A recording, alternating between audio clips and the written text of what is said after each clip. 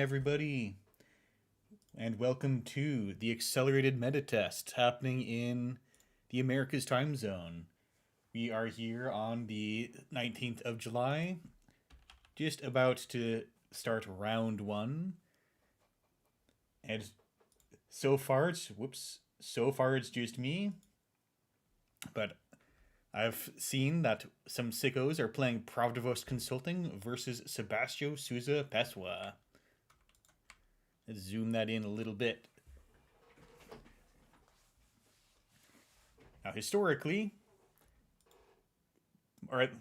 recently, the thing I remember people doing with Provost is some kind of shell game trap deck in which there's core damage on the table, there's tags on the table, and terrible things will happen to you.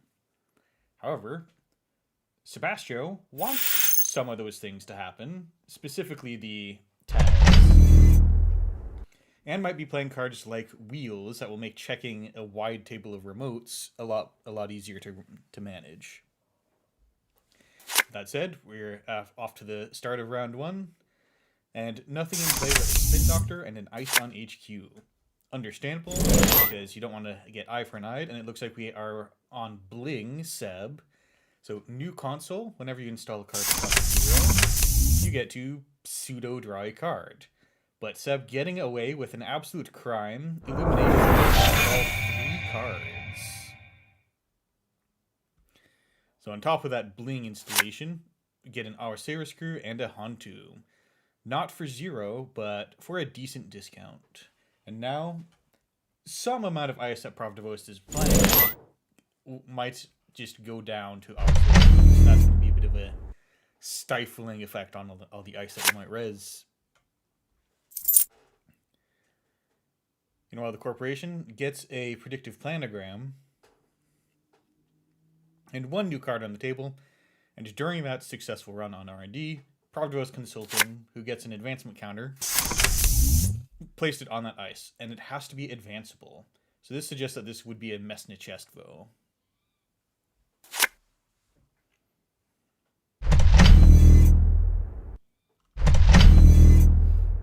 Alright, more remotes spinning up, and now R&D is iced. So not going to get away with another illumination easily. But also the corporation doesn't have a lot on the table. Well, the corporation has a bit on the table. But we haven't seen any action happening. Could be waiting to get advancements on it for free from Provost. Could just be holding while waiting for money. The runner, clicking for credits. What did we draw 1, click for 3? Yeah, that first play, putting all this on the table, cost a fair bit. And while that's happening... Oh. Yeah, sorry, Ba. I will do that. Settings. These never stick. It bothers me terribly. Where's the sounds?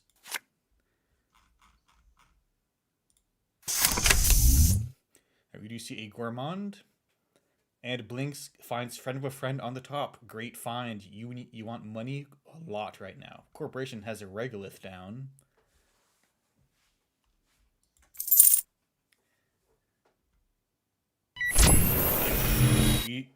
JNet should be better. Let me know if it needs to go down more. It always does. A large number on the Regolith. Can't let the corporation have that. And we get an advancement counter on the R&D ice. That too is advanceable. Perhaps the corporation is playing a wider suite of advanceable ice than just Mesnichestvo. In the meantime, we see the corporation draw a bunch of cards and play a big Your Digital Life. Now we can definitely afford to pay for expensive plays like Oppo Research, as much as we don't have Threat online yet. And a second Your Digital Life. This one only looks like a hedge fund. And then discard 1 card. But that's okay. You got a Spin Doctor. Alright, we get the Shelter installed for 0 with the sub discount. Finding a Rising Tide.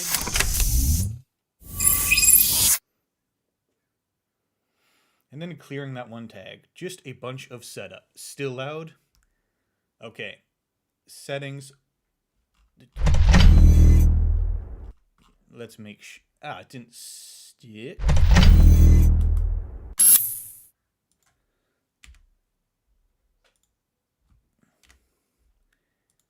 technical difficulties.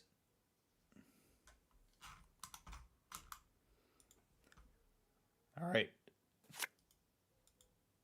All right, I think that should be to it. That sounds a lot quieter now. And the table's gotten wider while I wasn't looking. All right, new advanced card. I don't remember how this got advanced, but we see a Chekist Scion, and running into the card gives the corporation the opportunity to juice it with another advancement counter as you're on your way in. All right, you are welcome, y'all.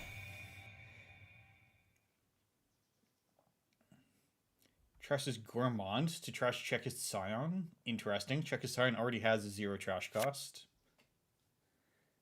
And then Illumination, which landed on the bling because of the 0 install. Just allowed it to go, not looking to go through this unknown R&D ice. And unfortunately, Gaslight search for end of the line as the runner ended the turn with 3 tags. That's a lot of danger. And using a Hearts and Minds that's been hiding on the table. Uh-oh. Touch-ups. So that's going to name event and remove 2 events from the runner's hand and then advance this card. And yes, it is an Orbital Superiority. It is the Provost Trap and Murder deck.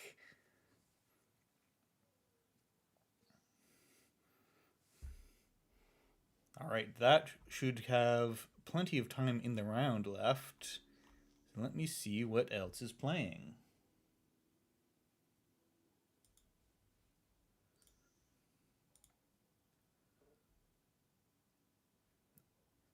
So I see someone on Baz versus Op. Let's check that out.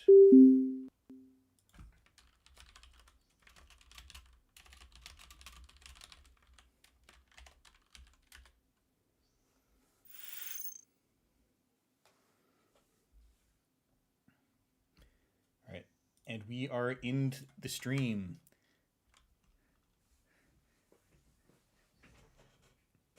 We see here, Baz, whenever the corp reses a piece of ice, you get to install a resource or hardware from hand. Notably, this might happen a lot with Op. Meanwhile, on Op, I see some interesting stuff. We have a Logjam getting advanced by Hearts and Minds, and possibly other cards. Normally, we might shy away from advanceable ice because you're probably going to end up trashing all your own ice, and the advancement counters aren't incredible. Hello, Wild Turtok. What up? We are here looking at Baz versus Op, who might cause a lot of triggers. Ooh, Scorn A's of Protocol trash 2 boomerangs. That's the whole point of the ID.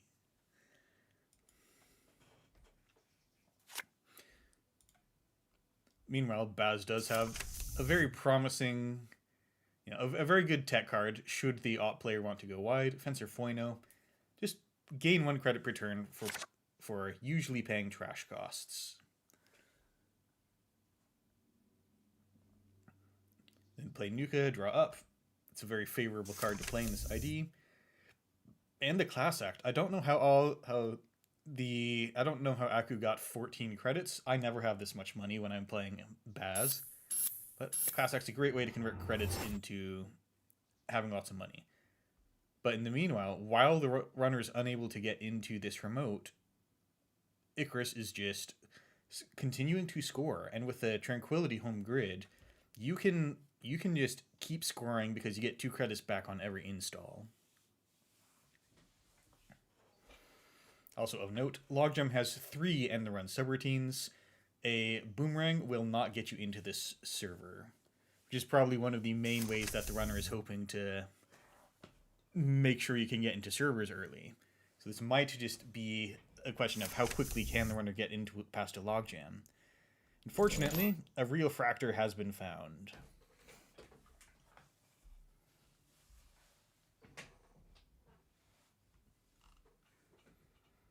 Runner plays Clean Getaway. I'm going to guess that goes to R&D.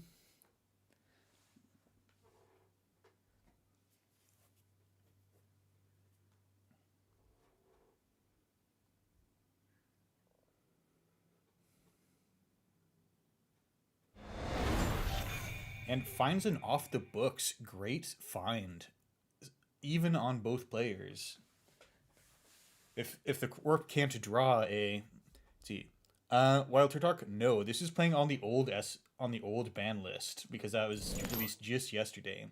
So runners can still play Info Bounty, Banhar, and Deep Dive.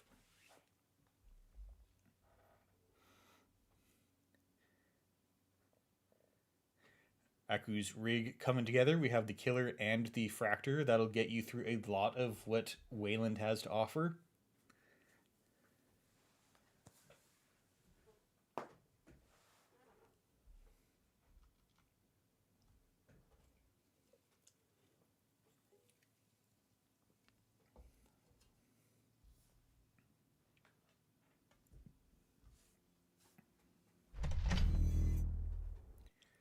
A new card in the remote, but the runner does have the Fractor, and it will cost you 5 credits to go through this logjam currently. Extract, just trash the Spin Doctor for the extra payout. No need to trigger op, then search for -1 cost cards. Baramu, yes, that would be welcome to get a co-commentator. You know where I am. I'm in the stream comms channel.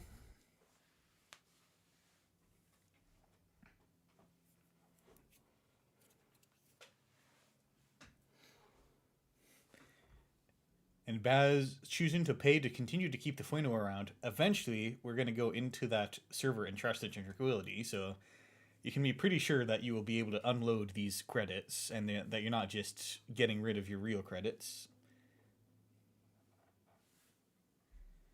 And yeah, that is a new card, and that could cost you most of your money getting in here. It's a good time to have a think as the runner.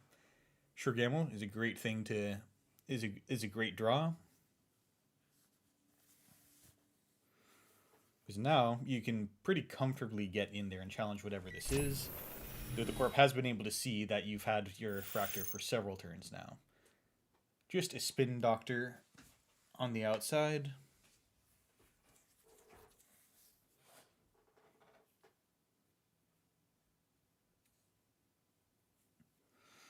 And shuffling Spin Doctor and Hearts and Minds back into the deck.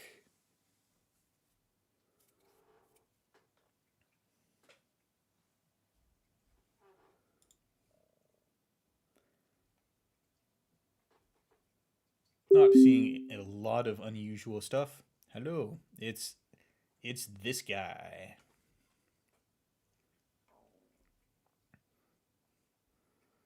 Hello, Baramu. Don't currently hear you. There you are. After. Go ahead. Okay. Hello, everyone. I'm Baramu. You may know me from previously running WooTube, which is on hiatus. For our job, got a little bit of time as we see a pinhole coming in here from Aku, either checking this remote to see if they need to go and steal it, although there's no clicks left, so maybe just hoping that they can get rid of something good. Dealing with a trank grid. Fair. Yep. Understandable. Logjam's expensive to go through, and there's plenty of game to go, and I think I would have guessed that this is probably an asset because the runner has had enough time and the Fractor on the table for several turns. They can get in. So this is when you jam something that will just waste their time. That's fair. I guess you're going to be slightly upset here to not have picked the anthill, because that probably, well, I guess there's sort of much of a muchness, but an anthill does get you an ob trigger as well. So I think I'd always rather be trashing the anthill out of the two here. But obviously, if it turns out to be an agenda, then you feel like you've wasted your pinhole there. So I guess just trying to slow the corp down a little bit makes sense. Although 14 credits on the corp side, they're not poor. Yeah, lots of cards in hand. We've got 8 points in score areas, so we're on track with there might be an agenda in HQ or not, especially with all these cards just drawn. Meanwhile, I'm going to quickly plug in my laptop as I've realised it's running very low on battery. Give me 2 seconds. Good luck. All right, Icarus taking a while to think. This is the classic ob problem. Your entire deck is readily accessible to you. Whenever you trash something, you get to search for a 1 credit cheaper replacement. And putting a second piece of ice on the remote and an upgrade. No, not an upgrade. Trashing the anthill.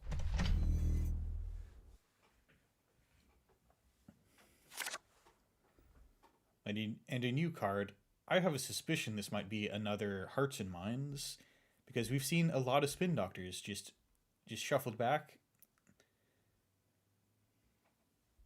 Yeah, also could be a Cyber Sand, which essentially is also a Hearts and Minds. If you trigger it on the runner's turn, so either of those potentially likely. Certainly something that you might have to go and deal with, which is what Aku is straight away going for. So we'll see if we get a resin pop, or whether this is just something that can be trashed. Yeah, I think not popping it, just access a Cyber Sand, because if you go search for the Hearts and Minds, they just spend another click and you've brought something in that's easier to trash. Whereas here the runner gets to suffer a bit, and choosing not to trash it, you might get the Hearts and Minds anyway. Yeah, I would be trashing that with absolute priority right now, because the risk of there potentially being another Hearts and Minds in the deck, like this could just be game. Yeah, Hearts could have and a Minds 5/3. Hearts and Minds gets 2 extra advancements on the unadvanced card. Yeah. Potentially scary. No way through this fly swatter. Yep, and with 1 click remaining, maybe you just check R&D for, you could always win a 5/3 that way. But we do see Baz gets to put a no free lunch on the table, just a free +3 credits. True, I had forgotten about the Baz trigger. And we have forgotten the secret technology of you can just break ice. Yeah. Oh, hello. Okay, we're getting we're rezzing the Cyber Sand to use the Cyber Sand text, something which is never done. Secret technology. That will give us, that's gonna gain essentially Icarus. It's gonna get him the 2 credits back for rezzing the Cyber Sand in the first place, because it's going to put some counters on there. Yeah, and we are waiting. At this point, we are waiting to see if Baz installs anything, because the runner does get priority as it's his turn. Absolutely. If there was a way of sneaking a hush on the board, then you could do that. But Baz is just resources and hardware. It is on any res though, as I very nastily found out at UK Nats when Echo very handily double boomeranged my remote with nothing on board, which was not a line I was expecting to be possible. I love double boomerang. Okay, we're letting this fire, doing the maths, and apparently not being able to make it through, or it not being worth it. But we are going for the Hearts and Minds. This could be it. Literally could be the game. That certainly looks like a gameplay. Oh, and it was. That is the drone deployment. Going for that moment. And apparently catching Aku a little by surprise. Yeah, Aku now just realizing the sort of the line that was available there. I think certainly with the no free lunch credits, I'm sure Aku could have just about made it in. It would probably cost them most of what they had, but it certainly would have been possible. You just have to make that call that the Corp specifically put a 5/3 on the table. Yeah. How far are we from the round? There's 22 minutes left in the round. Ah.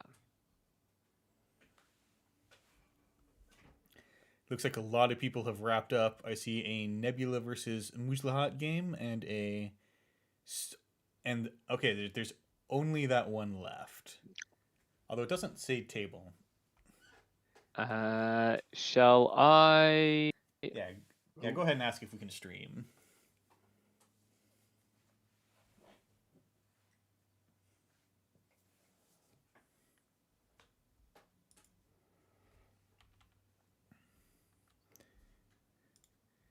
In the meantime, we have a. Hang on. Where can I see? I guess the IDs. I Oh, haven't cool. had a. I've got an okay from one player. I'm just waiting on the other one.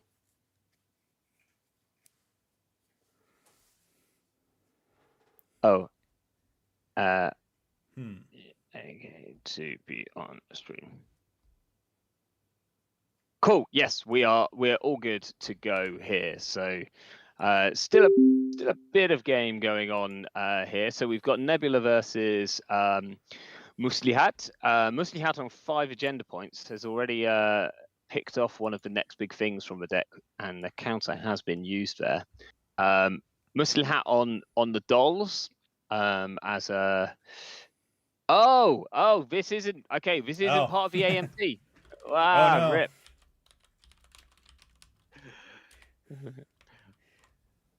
Okay. So let's see. Shall we? Yeah. Let's. So surprising. So that must mean that everyone's up, right? Everyone's done. Yeah, everyone's done. Good job, everyone. So with that in mind, we can take a look at the Cobra, and we can see that we are still on the old ban list. So you can still play all of your Banhar, all of your Deep Dive. And as far as faction diversity, we reduced, surprisingly, only one Hoshiko in here. We have 13 players. Wow. But still a lot of Anarch. That might be the Banhar effect. And we have 2 Lose, 2 Phoenix. Possibly play your Phoenix games before you lose a critical card. Yeah, it's like the last days of Thunder, isn't it? Really for Phoenix, it feels like. So, get the games in while you can. I'm surprised to not see just more Hoshiko, but yeah. I've got a little potential Trojan in, essentially Bankar, but on a Trojan. Like, kind of feels like it would sort of work as a concept, which could work with Phoenix. But I'll save that one up and I'll sell it to NSG for a huge profit, I'm sure. Yeah, if only Phoenix could have lived to see Little Engine.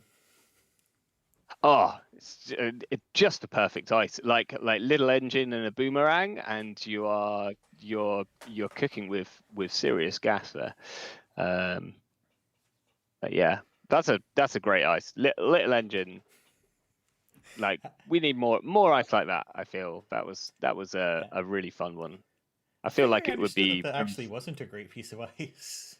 I mean, it was no, exactly. It was pretty bad. Competitively, it was awful. But I liked the design of it. The idea of this, like, very hard to break sort of early gear check, which actually then potentially gives you credits in the late game. Like, I feel like it would be a good ob card. You sort of jam behind it early, and then you sell it off the minute that they are actually able to break it. I mean, it sounds like we're just describing envelopment, which does not have the capacity to betray you by giving your opponent 5 credits. Yeah, well, maybe that's somewhat fair. Do we know if they're going to go straight into? Oh, it looks like Radiant might be setting up the next round, so he might be going sort of straight in, which would be ideal, because I'll pair the new round at 35 past. Yeah, so we're going to get sort of about 5 minutes or so, and then go straight into round 2. Meanwhile, I in the see meantime, that. So I see some interesting stuff. I see Bangoon and Leo Construction. Some new I stuff think that Elio people. is strong. Yeah. Yeah. Um, two precision designs here as well, which is interesting, and people are clearly, Nebula is still proving popular. It doesn't need to win games to remain sort of strong. But there we go. We'll see if we get a bit of a rise in Nebula, a rise that no one wants after the ban list drops, because Nebula is certainly one of the corps that might As significantly speculated, improve. the ban list has done nothing but help Nebula. Yeah, but that's fine, because then if Nebula starts doing really, really well, then we can just ban Nebula, right? And that just cleans that whole little dirty corner of the carpool up. That is what Um, Andre's hoping for. I'm actually kind of teasing. I quite like Nebula as a concept. I'm not going to fully defend it, but I like the idea of a corp which says, "Hey, you need to interact with me like right now." I think giving Nebula petty cash was probably was the mistake. Like if Nebula didn't have petty cash and had to splash influence for all the other kind of cards, far more interesting cards which we got this cycle, to sort of do Nebula nonsense, then it would be a lot better. The fact that you can just put free petty cash in your deck, they sit in your bin, and then you just use them to win feels on the edge. But there you go. Meanwhile, we haven't asked thoughts on the ban list. I think the ban hard ban is a very good ban, and I think that's been due for quite a while. Deep dive also. It's certainly, yeah, deep dive needed to go. I've been a deep dive player for a long time. It's way too strong at the moment. Like it's too much of a, I'm going to sit back and do nothing, and then I'm going to win. And I've been playing it in aggressive decks, mainly Arasana, but it's just a too strong way with too little counterplay to deal with it currently. You can maybe ping it out of hand. You can play Leo and maybe have a chance, but if you're playing against Sable with Swift, then that doesn't really help you at all. Yeah, it had to go. And then Info Bounty was a choice I did not see coming, but it is a clever, narrow ban that probably doesn't affect the rest of Criminal. Though I do suspect that disabled decks will probably be able to pick a different card and keep going. Yeah, it's like it's the card which just kind of gave Sable that little boost, and realistically hasn't really been seen. Like, you might see it in an Az deck, you might see it in a Baz deck, but not like as a staple part of their econ. And most importantly, it's not a clickless 2 credits if it's in anyone else. Whereas sort of being able to run your mark and gain money and gain a click back was probably just like a little bit too much, and it nicely just brings down Reg Sable.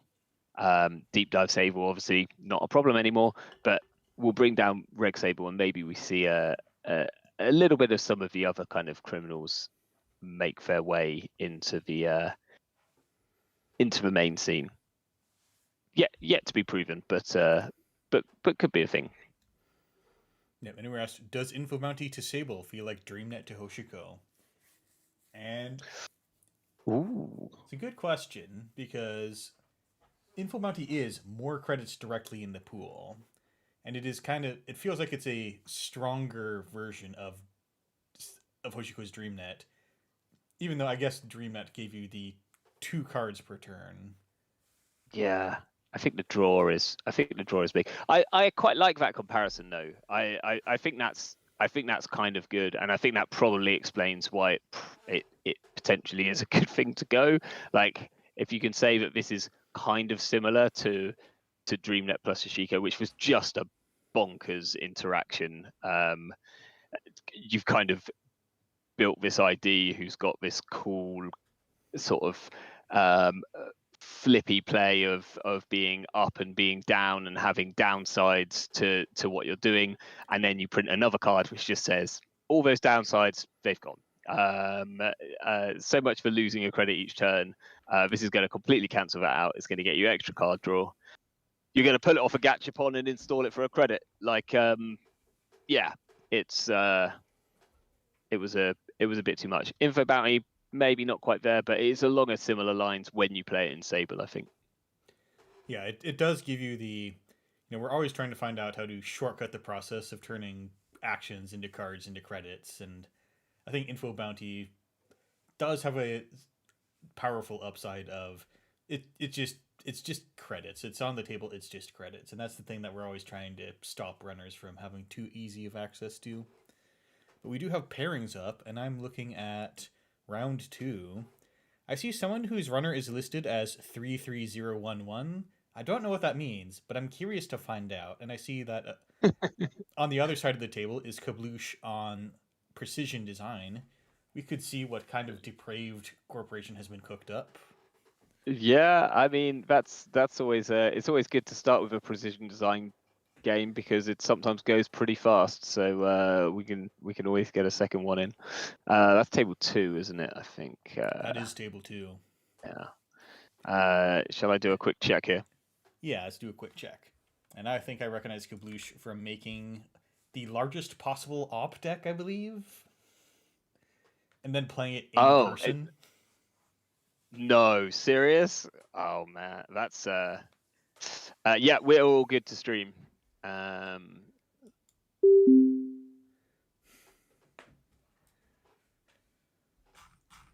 right. So it turns out string of numbers is Sable. Yep. Notes for the future. I was really hoping it would be Apex just for the fun, for the memes, but there we go. I guess that's a bit of a game loss. Would feel correct though. 46 card Sable here, so we've not managed to find that ideal cut for 45. Maybe we're playing a third Info Bounty just to really sort of rip it, and a 49 card PD. So that's pretty interesting, bearing in mind the current agenda suite available for HB. So I'm interested. I'm already interested. Yeah. Now I do need to go take some bread I'm baking out of the oven. So can you take it away for a minute or so?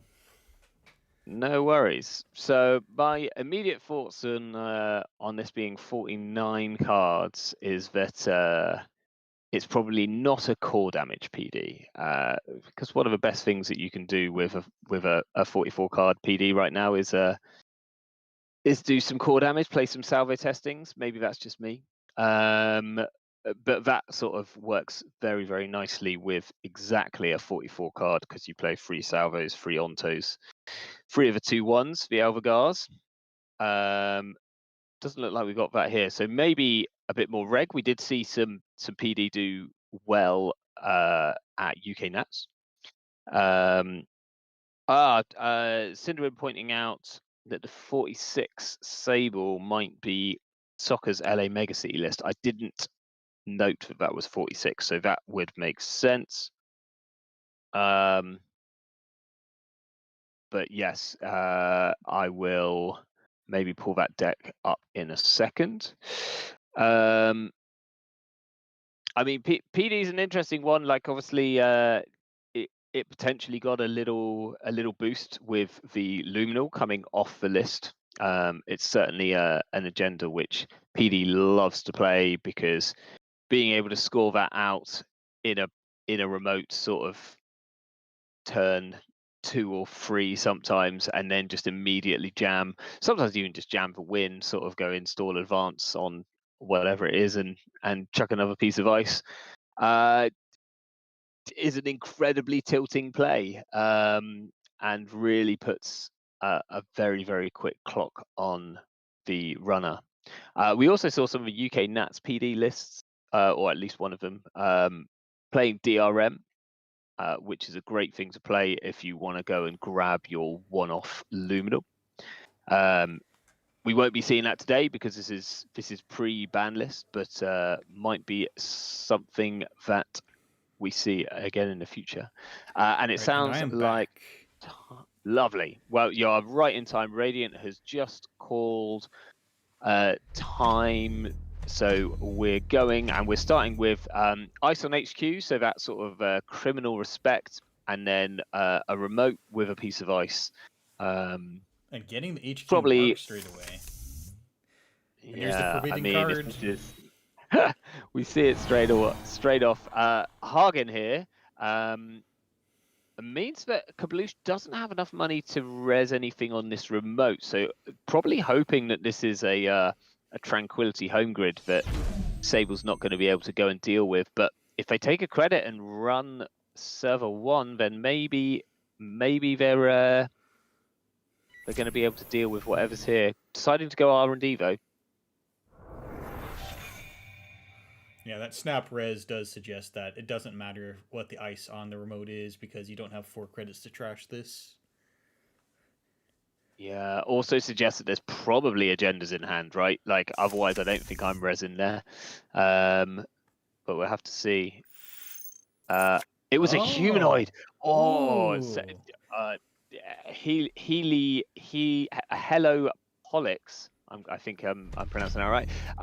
Probably missing out on not going and challenging that. Maybe assuming that it was a Tranquility home grid, and we see a fully op here. Popping back up on credits for $1.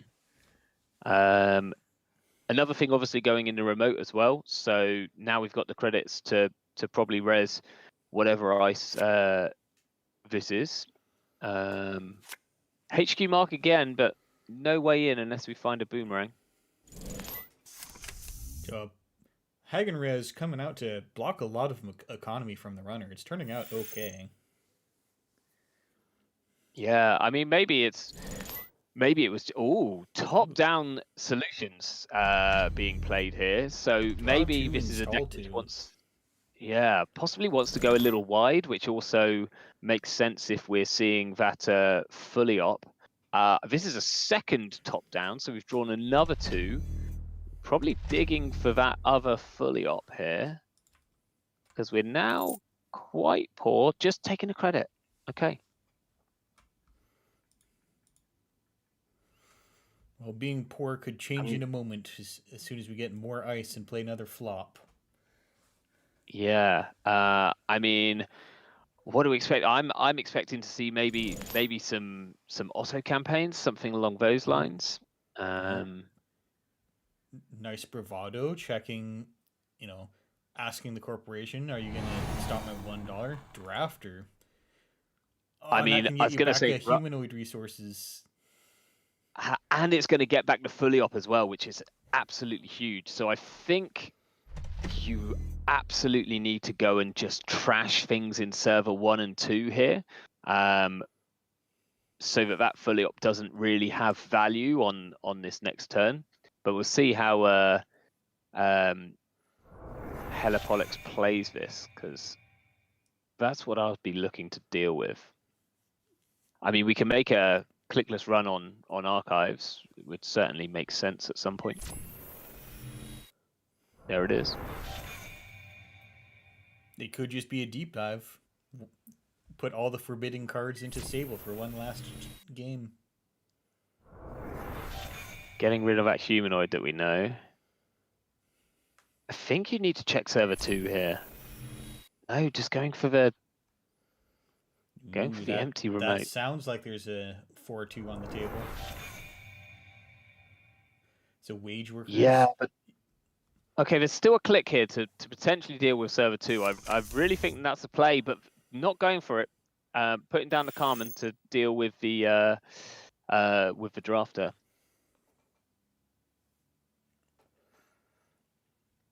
Okay, seeing a cohort here can unflood you for fun and profit. Yeah. There's another and humanoid on the table. that's a lot of cards in hand. That is a lot of cards in hand. But we know we've got fully op, so this is going to be a big flop right now. No, it's your digital life.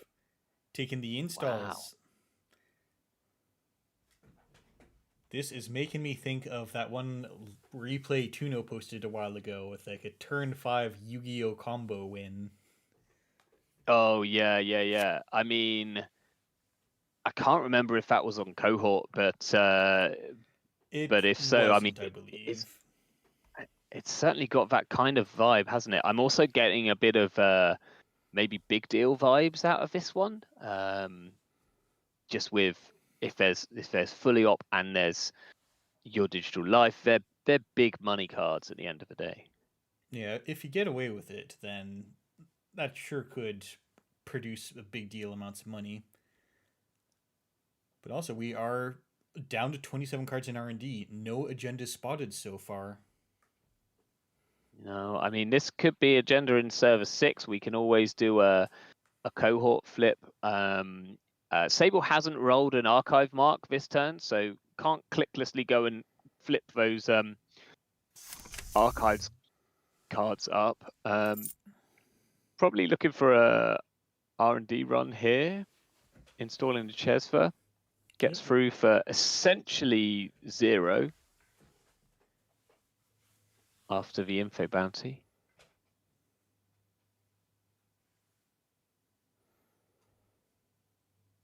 And you always want to try to spend the Chesva credits so that you feel like you got your money back. Yeah, I mean, there's absolutely no reason to not run R&D now. It's you're spending 2 from credits, so you're getting 2 back. Yeah, exactly.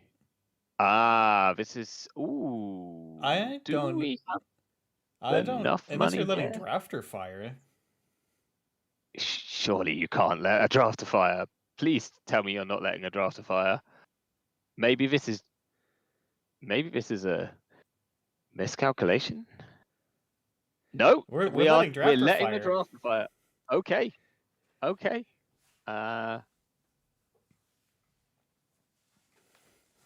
Well, I think I can bet on the floperational coming back to hand or your digital life. Yeah, that wage workers, which was just trashed as well, coming straight back on the table.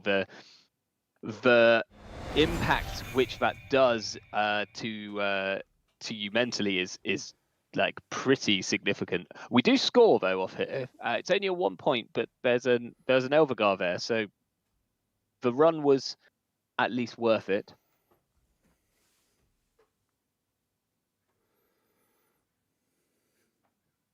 Elvagar's interesting. It makes the agenda suite even more unsure. Like, are we on? Maybe we're on like free. Maybe we are still on salvo testings here. Like, I'm kind of getting this feel that we're gonna big deal out of salvo testing any minute now. Yeah, like, or even just also score it. Bifurcation works well off of if you've got a Jupstad grid somewhere around, and maybe that speaks to the plan being to big deal to score your salvo testing and then you start the game. Radiant, no, you can't give us a time warning. I mean, here we go. I was gonna say we could even just score it here using the wage workers and the cohort. Asking for action suggests that maybe yeah, and there it is. We see a salvo. So yeah. Now technically you should be asking for this action on the 4th advancement because the runner doesn't get priority before the 5th advancement. Very true. So while you were getting bread out of the oven, I said that this probably wasn't a salvo testing deck because you wouldn't play 49 cards because the agenda suite is too good to just be free salvos, free ontos, free Elvagars. But I was wrong. So this is what we're seeing now. Penny Shaver coming down. That's going to be good, bearing in mind that we've got this kind of slightly asset spammy deck, but we're going to need ways through the dice. Yeah. time to... That Spin Doctor is undoubtedly holding a couple of agendas. Nope, I'm incorrect. That's a Hollow Man. There's some influence. Okay, I mean that's another great way of scoring out salvo testing. So looks like this has got all the answers to, like, I'm going to score a salvo, and then the rest of the deck kind of plays itself, because it often does.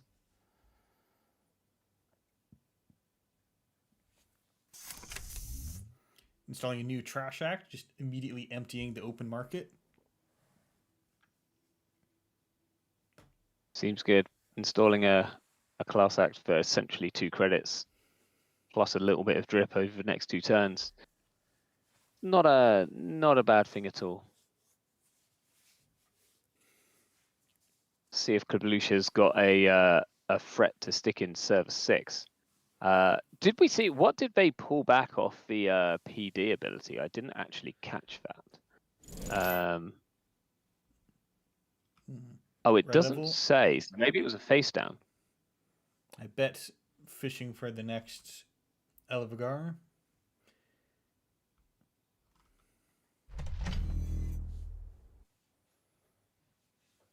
We found something. It's your digital life.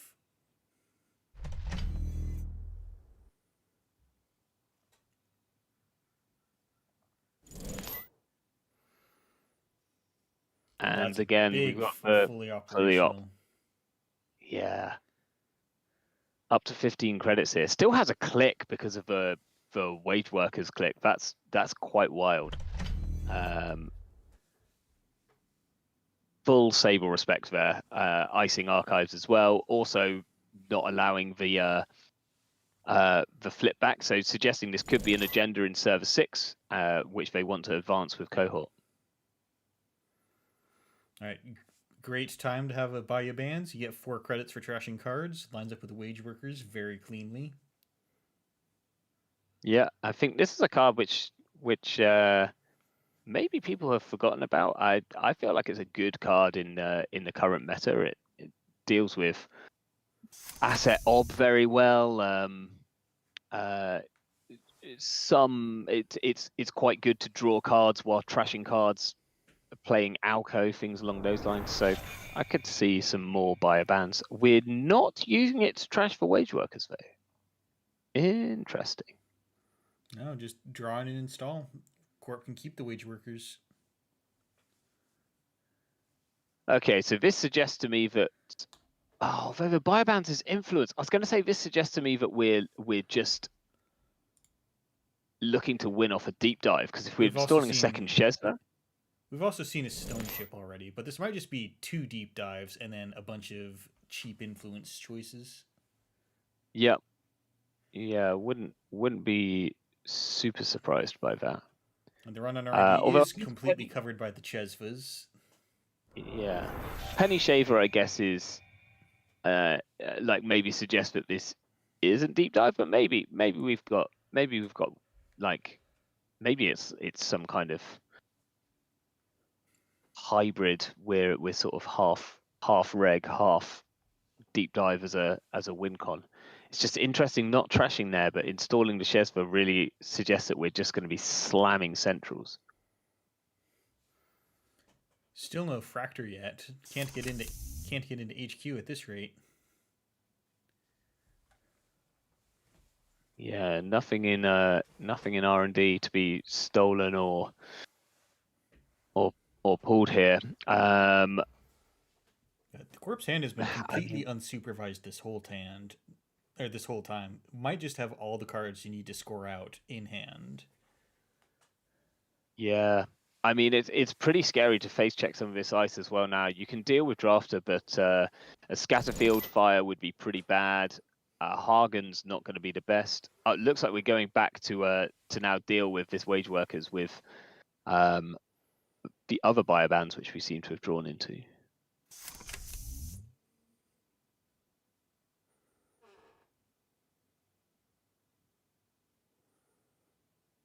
All right, we have gives us a way into HQ.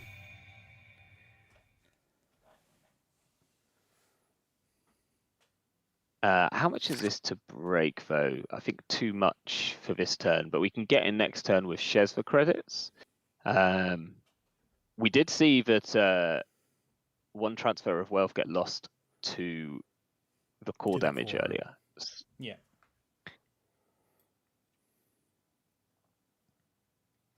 And also this PD seems to be pretty good at being able to ping back up from a very small amount of credits with both YDL and also fully operational. Like, I think taking it down to a low number of credits is probably not going to do it a huge amount of damage. And it looks like we might be going for another fully operational, this clickless new iced remote. Or just, okay, we're setting up a scoring remote. Yeah, I mean, this is scary now. We've got the potential to advance stuff with the cohorts. This could be a Hollow Man because we've already seen another one of those. It could just be a Skunk Works, making the access really hard. I think this is pretty wise here. I really like this going to flip archives. Otherwise, and it lines like up nicely cohorts with being the on. lines up with the mark, and you have your entire breaker suite. We see a nano management in here as well, which is all you need along with a wage workers to fast advance out a 5-3. Now, notably, if you have two cohorts, one can discard a card and the other can turn a card face up. So there's still extra clicks lying around. And to transfer in, you get to come in for just a mere 4 credits, covered by the Chesva. And I think here, because of that, like potentially going in and trashing one of these cohorts is probably the right play. We should be able to afford to break any ice which is dealing with them right now.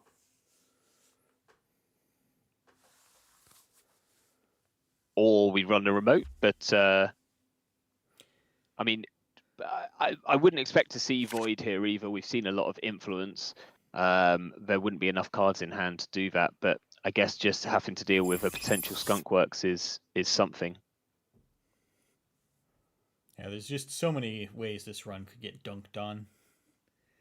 As much as we're probably about to score another agenda and do some core damage. See Kabloo, yeah, and then we get to cards in archives. We get to a scary point that the minute that a second agenda is scored here, then all the ontologicals in the deck are going to be fast advanceable from hand, which becomes a pretty scary point, especially when there's red level clearances that you can use to clicklessly dig through your deck. So even if you kind of R&D lock the corp, they've got a way out of it.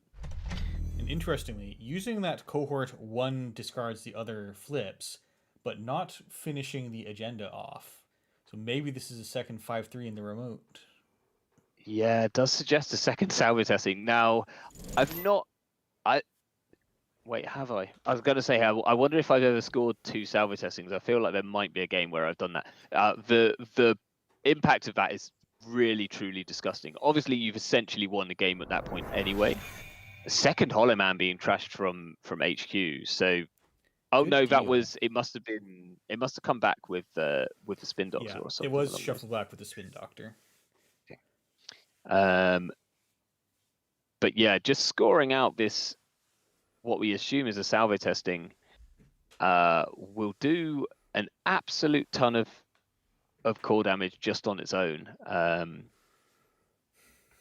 We're close to obviously we're close to a flat line if this is a second salvo testing.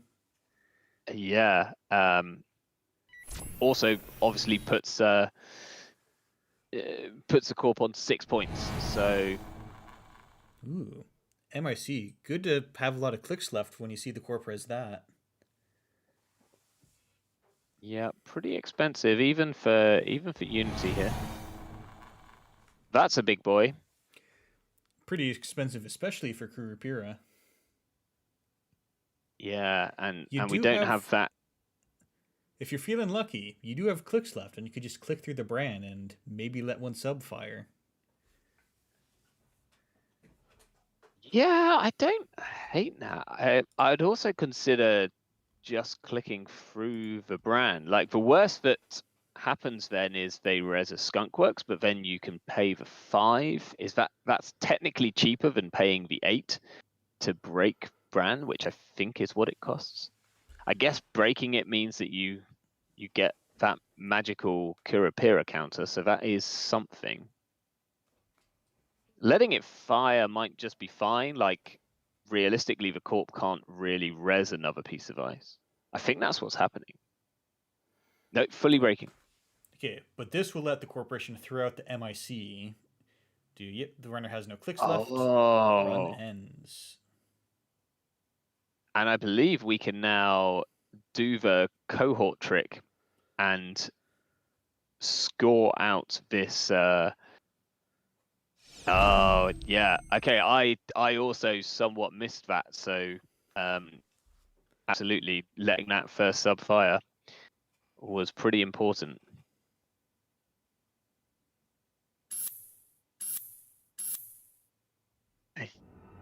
Yeah, we have a double salvo testing score.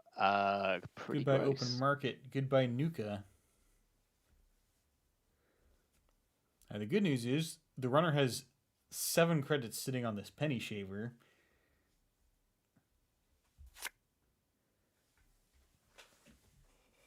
The bad news is that Kabloo's just picked up a fully operational with the PD draw, and there is very little chance that they won't draw into one of the ontologicals with that ability, which they then score out for a single advancement and a single credit.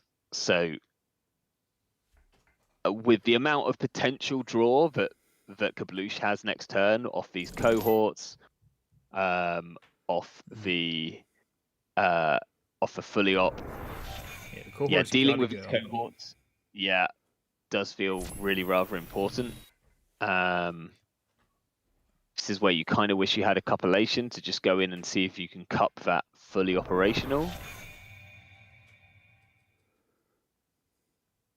Maybe if you had a transfer of wealth, taking Kabloosh down to 0 credits would actually probably buy you a turn.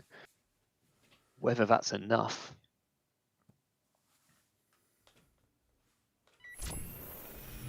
And we don't have copulation, but maybe we can just touch the fully operational.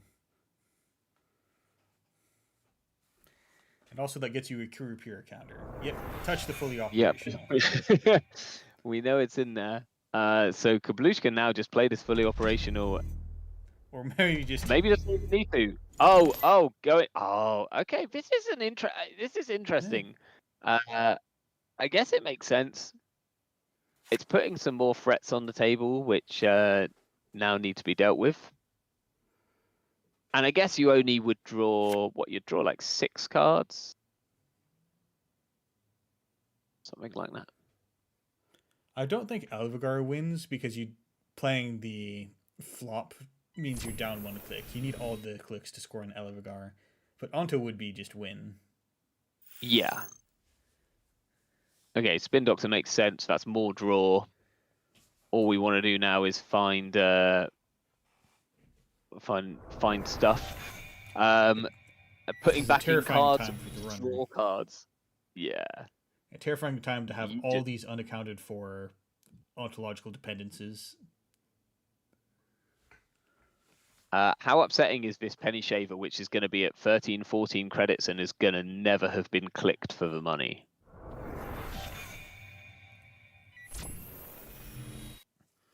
It does seem like kind of a crime to just have all that money and you don't even load it into your bank account. Yeah. This is why Desperado was so much better. No, but Diogenes, if you have to spend your first click on drawing up, I'm not saying that you don't win in the same turn. And there goes the ontological. So double salvo testing. I mean, Yeah, but unfortunate, just missing out on that MIC interaction, clicking through all the subroutines of Bran there. I don't know if we never got to find out whether it was a skunkworks or what was in that remote alongside alongside the salvo, but we definitely, unfortunately, we could have stole that salvo testing, I think, unless the upgrade was something particularly rude, which I'm sure just sort of skunkworks would have been the most wise. All right, we have 15 minutes we left jump in the into something else? round. Yeah. I do see on table 4, Alco versus Lou. Oh yeah, Do that could be fun. you want to Let see if we me can jump get in and there? see. Yeah. Yeah, this is an interesting point as well. We're sort of at, assuming you're getting in here, we're at 4 apiece. So Have they yeah, said that we can stream? Yes, we're all good. Perfect. Oh, but we can see. Okay, so this is wild. Spectators' hands are on, so we get to see everything here, which maybe means we shouldn't stream. I don't know. Let's just assume that. What's the protocol here? We probably shouldn't, right? It's kind of too late. Okay, yeah, I think we do need to. I think we do need to back out here. Yeah. I'll let them know why we did. Okay.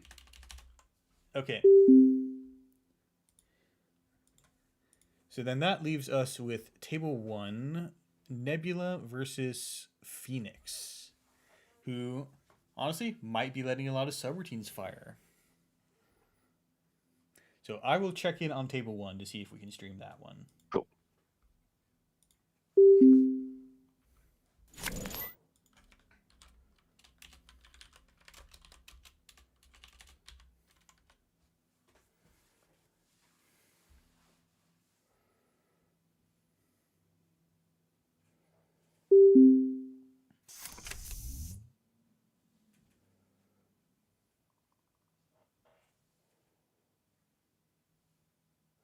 All right, we are good to stream on table 1.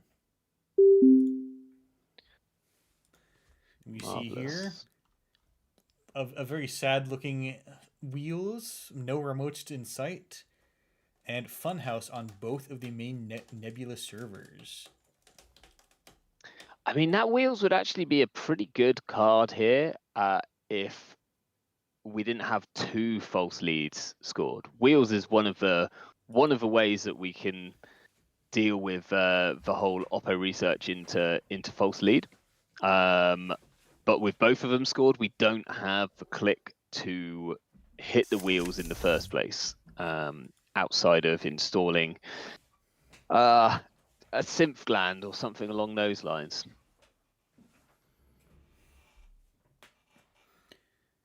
And we do see that the Corp has probably worked quite hard to score 3 different agendas. Meanwhile, Phoenix has just had to get the one next big thing to have a similar amount of points.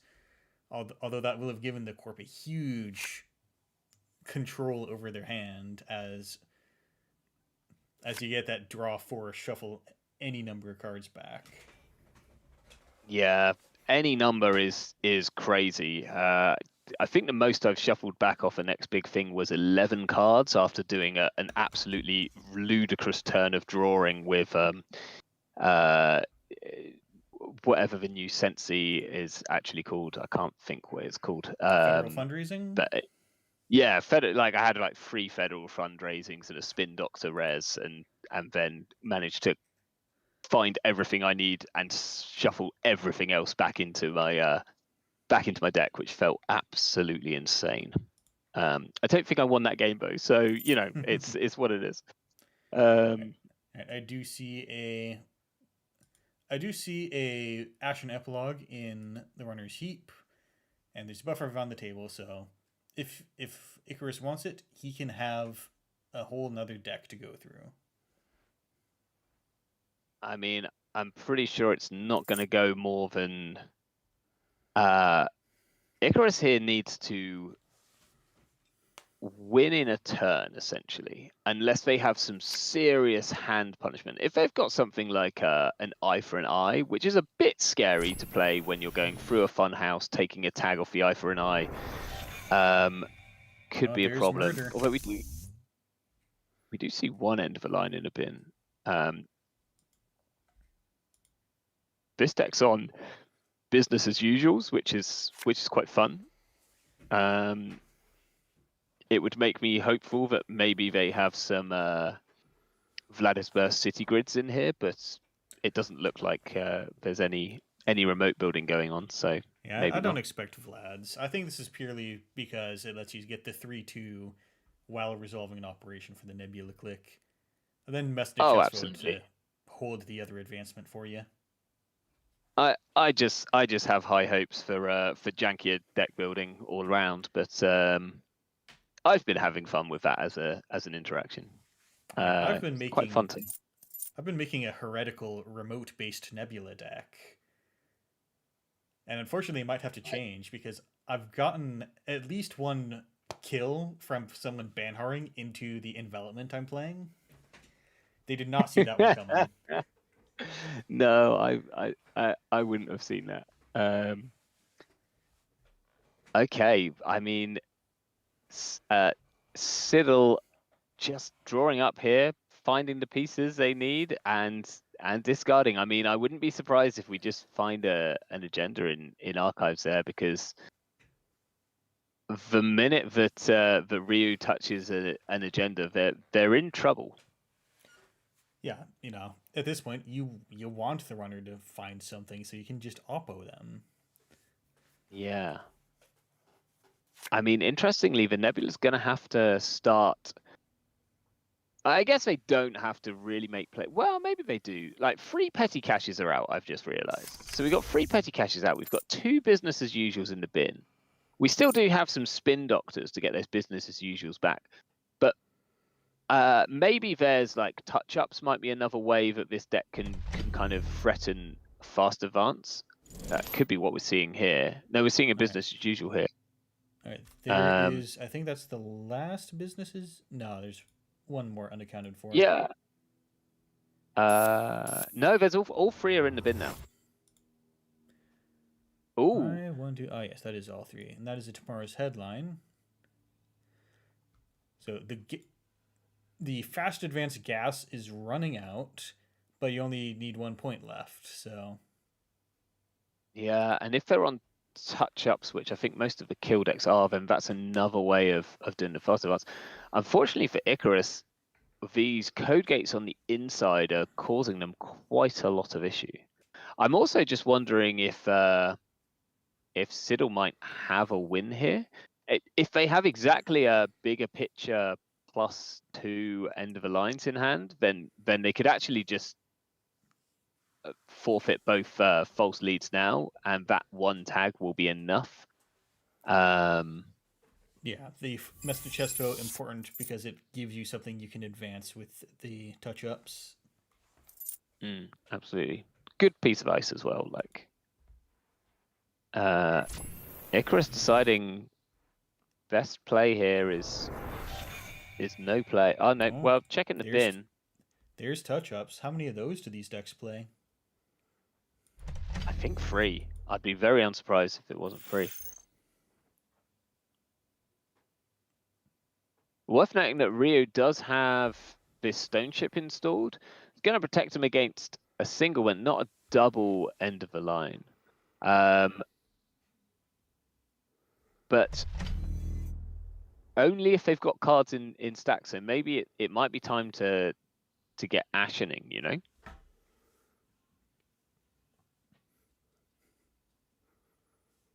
Yeah, in the meanwhile, what was that? Spin Doctor to...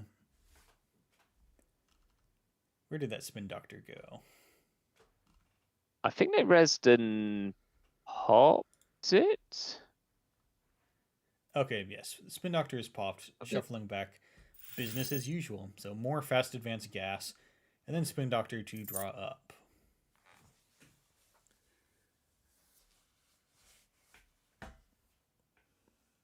I mean, Corp down to 9 cards, but they only need they're gonna have one more false lead and at least 2 more free twos. Well, exactly 2 more free twos. So plenty of options for them to be able to win. Yeah, runner needs to try to pull out a win probably right now, or at least flip the Nebula over. They need some wild play like a burner out of nowhere, or something along those lines, which is like going to do some serious disruption. But they also need to be able to get into HQ, and we're kind of assuming that this second piece of ice in is a Messner Chesvo. It's got 3 advancement counters on it, so that makes the most sense. And we have an ice on the outside, which is doing the protection from Bankard job. Yeah, the good old jump in front of the president play. Yeah. And I'm kind of wondering if this Ryu has any. I think it might just be on Botulus, the Rising Tide banner. I don't see, there's nothing else in the bin, so unless there's something in hand. Oh, well, we do see a revolver. So there are real breakers in here, apparently. Oh, looks like that's a game, though. That looks like that's, and once again, just Fermenter is such a critical part of the runner economy that business as usual just incidentally just slows down the runner a lot. Yeah. No, it's like a particularly good card here. Being able to kind of use it clicklessly to score whilst draining the runner's tempo, whether that be leech or fermenters. Feels pretty. Oh, Icarus here. So saying lining up for a finality run. That's the kind of thing which we needed to close this one out. I think like a way of just ripping all of the points in one go before it's a problem. Now imagine for a moment your opponent has 3 false leads scored. How do you feel about this? If the game wasn't already over. I mean, I don't think it's any different than having two scored, right? Other than they could potentially pop one on your turn on like. They can use one for tempo if they want to, and still have a really nasty threat. This is interesting. Finality could have hit it here. Like you just need to hit. There's probably at least one more next big thing in the deck. I think has to be. So you just need to hit one of those and another agenda with a finality, like 10 cards in R&D. You've got a decent chance there.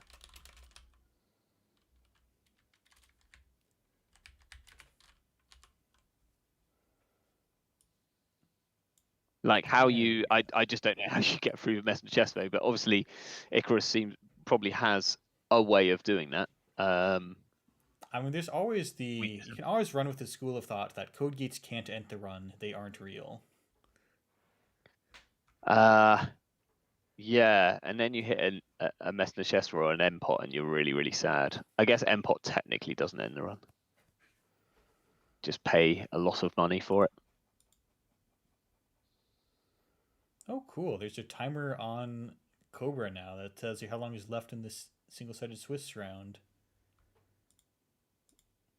Yeah, I remember that coming in as a thing. That's the kind of thing which I would probably forget to start if I was running this kind of thing. Which means we're right at the end of this round. Looks like it's pretty split up and down the board for how things are going. Looks like we might have a misreport on the table 1. I see runner was reported as the winner. Oh yes, I was just looking at that and being a little confused.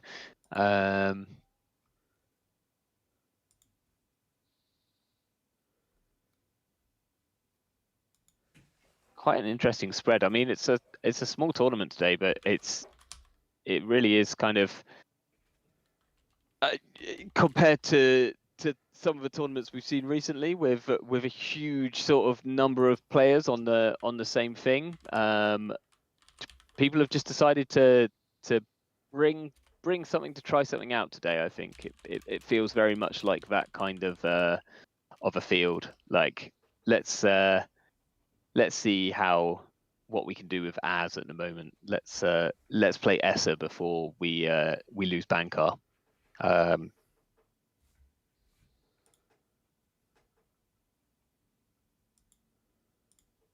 And just tattling to the judges on.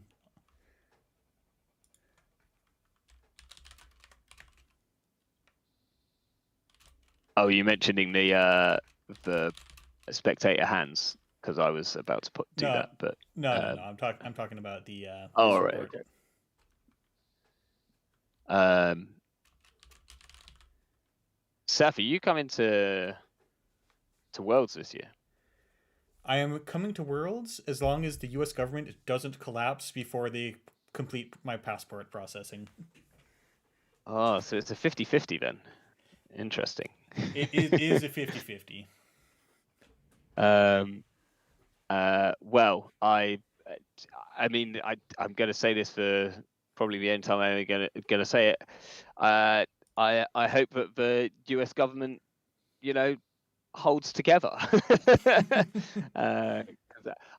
You'll be on commentary if you come, or are you going to be? I'm coming as a player because at the time that I was making the decision, I was like, I don't even know if I'm coming, so I'm not going to promise to do anything. But should they ask, like, hey, is anyone not doing anything? And I'm not doing anything. Yeah, sure, I'd come commentate.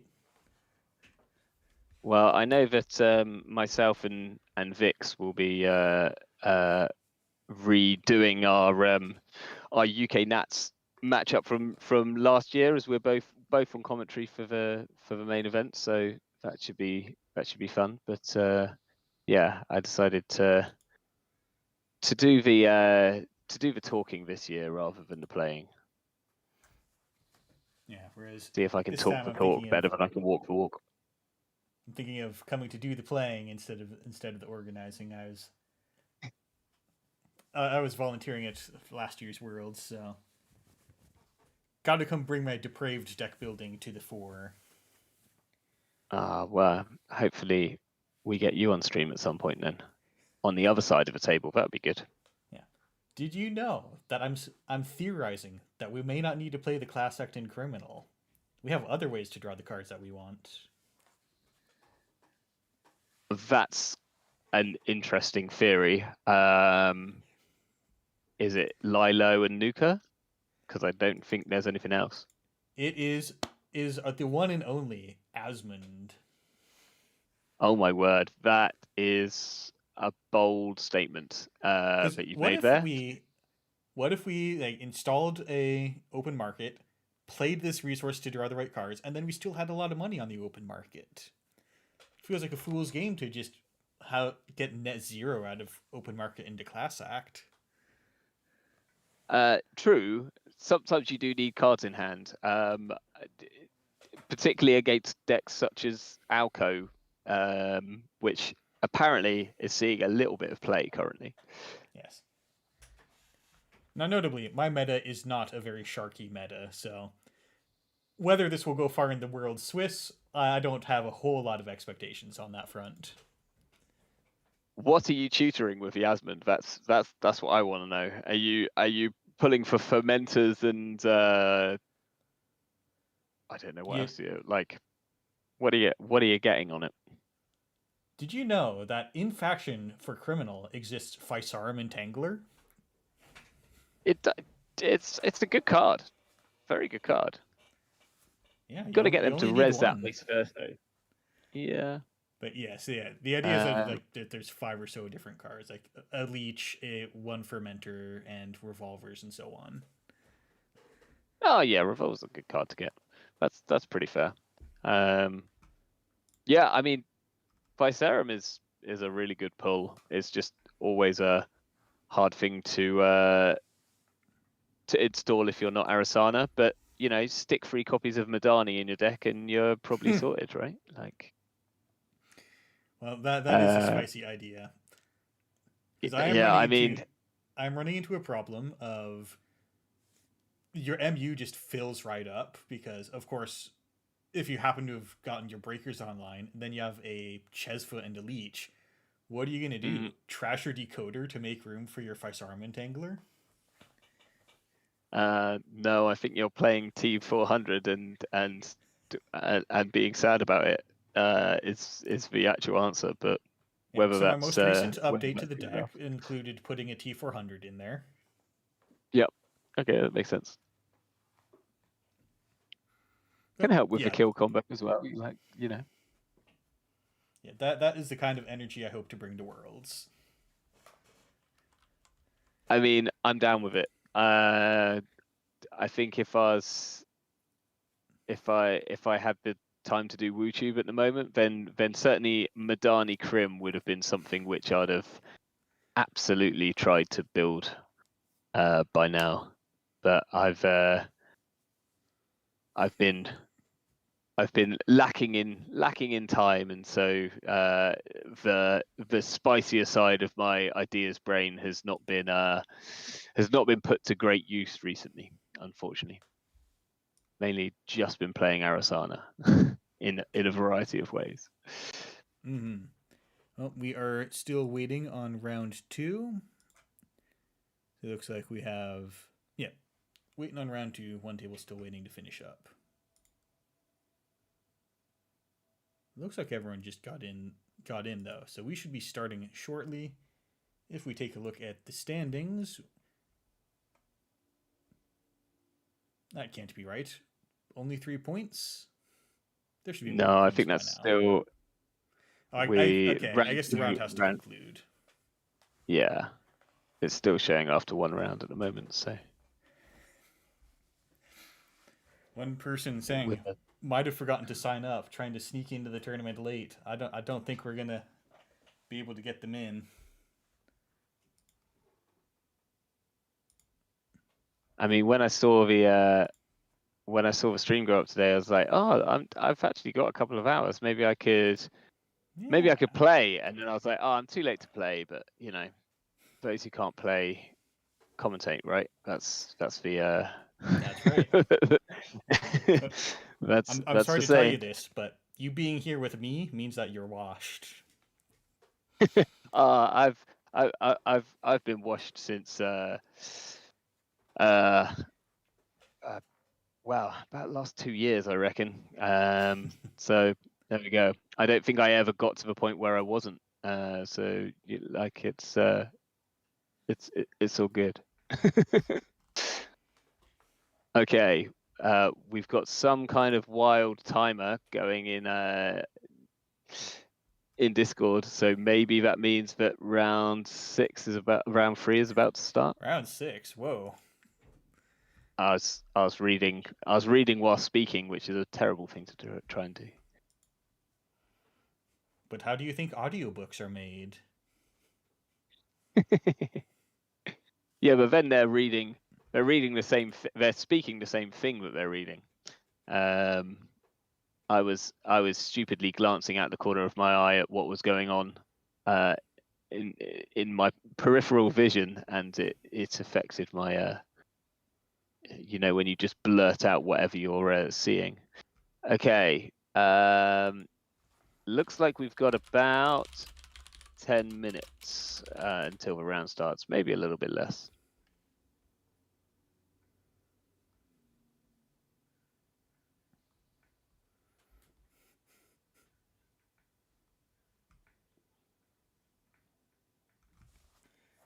All right, we have Radiant announcing the upcoming timers in the Judge Calls channel.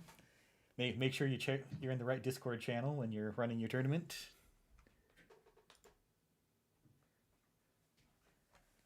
Hey, running a tournament's a hard thing to do.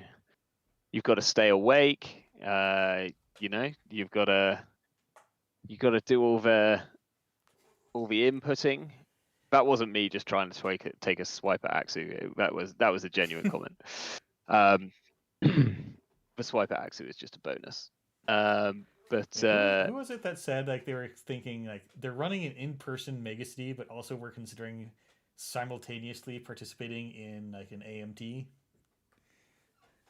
I don't know, but that person has some real significant decisions to make about their lifestyle, because I could not do that. I think I once tried to play, like when I was just running like a really casual GNK, and I tried to play a game on JNet whilst a round was happening, because I was like, nothing's going on, no one needs me, it's all running smoothly. It was the worst idea I ever had. Trying to sort of like playing in the GNK while you're judging it feels okay, because you're kind of there and in the room and concentrating on what's happening in the room.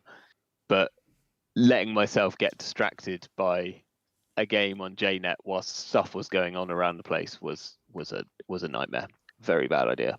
Yeah, because if someone comes I up can't and even asks you stuff, then the other person online is left hanging and they don't know why. Yeah. I made a big apology to them afterwards, because I was like, yeah, that was a dumb idea. But there we go. We all make those occasionally.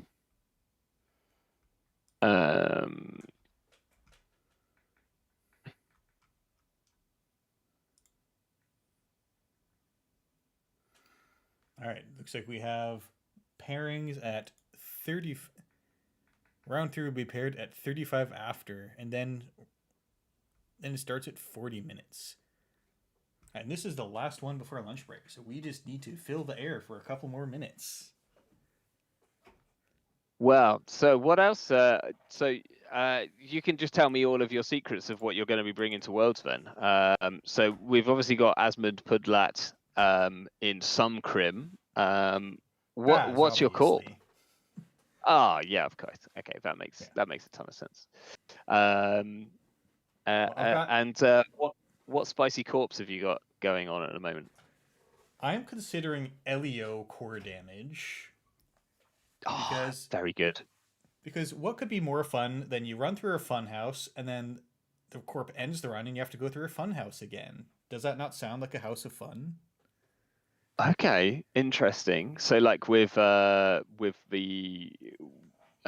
operation, with the whatchamacallit? With hypoxia. Hypoxia. That's it. That. Also, hypoxia does rob a click. Like it's easy to forget, but like you lose a click from that, and when you're LEO, that's like quite important. That's interesting. And I do have some secret technology I've discovered. When your ID says play Bioroids, and your opponent says, well, I can just click through any Bioroids, this means Jaguarundi gets a core damage shockingly often. Yeah, I could see that. And also, like, again, that's a card that kind of works with LEO quite well. That's got that robs a click. Like, it's late into the game, you're at like fret 4 or something like that. But that on encounter ability, that's pretty good when you're also kind of going, well, I'm going to be taxing you on clicks left, right, and center. So I like that. That's hype. Have you got a single copy of measured response in there to win games? Because it will win you some games. I've got a single copy of End of the Line in there so that they can't ignore tags. Oh, okay. Yeah, okay, that's fair enough. That'll do it. In which case, I would be hoping that you're on at least, well, a full playset of orbital superiorities. But I'll forgive you if you're not. But it's a great card. I'm equally happy and also appalled that it has suddenly become an incredibly viable like agenda to play in all of these incredibly degenerate decks running sort of touch ups into a single end of a line and then going, well, you're dead now. But I think I remember on RWR release, like in playtesting, someone asked like, "How's everyone feeling about these cards?" And someone said like, said a couple of things, among which was like, and salvo testing is totally unplayable. I'm very happy. So, a little monkey's paw for that, for the person that thought salvo testing was completely unplayable. Salvo testing is an incredibly good agenda if you can score it, as I have proven in the past. I like salvo testing. I think it's the right power level for a 5-3. It's a 5-3 that says if you score this, then your whole game might get really, really easy, but you have to score this, and it's not defensive. It's purely offensive. I like salvo testing, and anyone who disagrees can come at me. All right, we do have our pairings up for round 3. This is a very yellow-looking corpse side of the table. Yeah, I'd be quite up for seeing the Built to Last Maggie game. I don't know about you. Yeah, I would be up for seeing that. We haven't seen either of these players yet.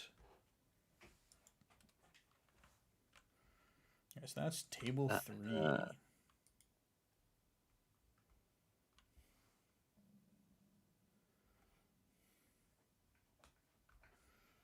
And then we're here, couple minutes to go.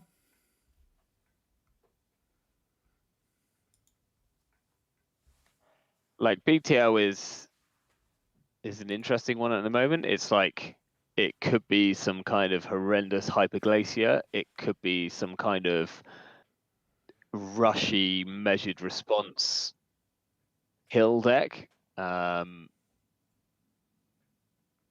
to say.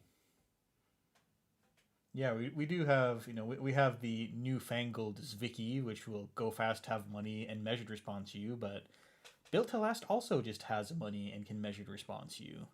There's a lot open in the way of Wayland these days. Cool.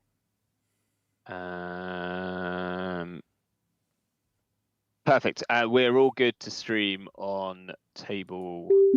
Table 3. Yeah. Brilliant.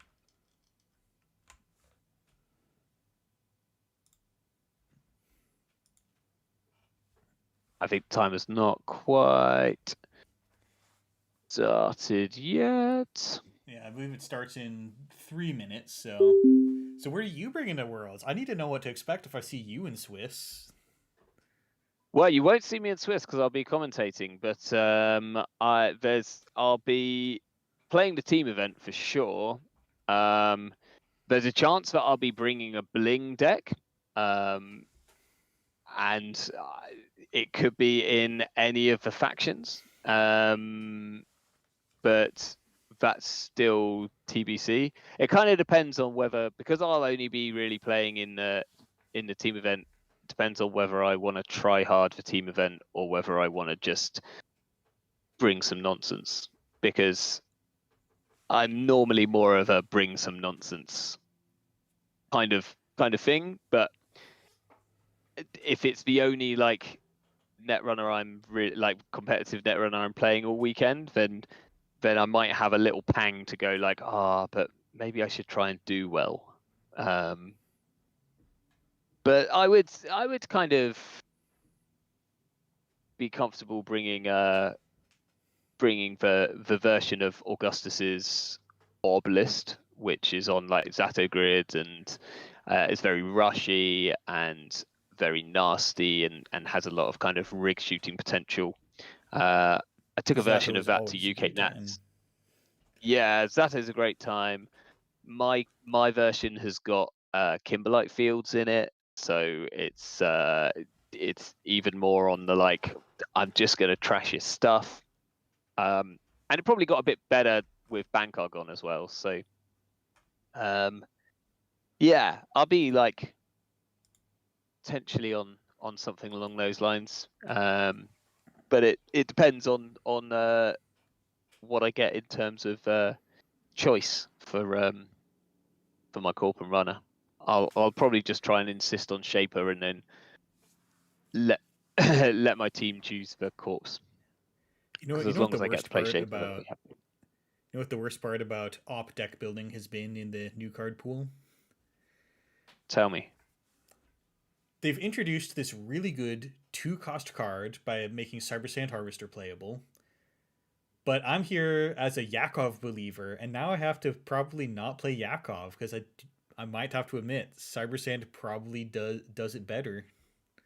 No, Yakov is the secret sauce. So I put a Yakov into the ob deck, and it prints money like no end.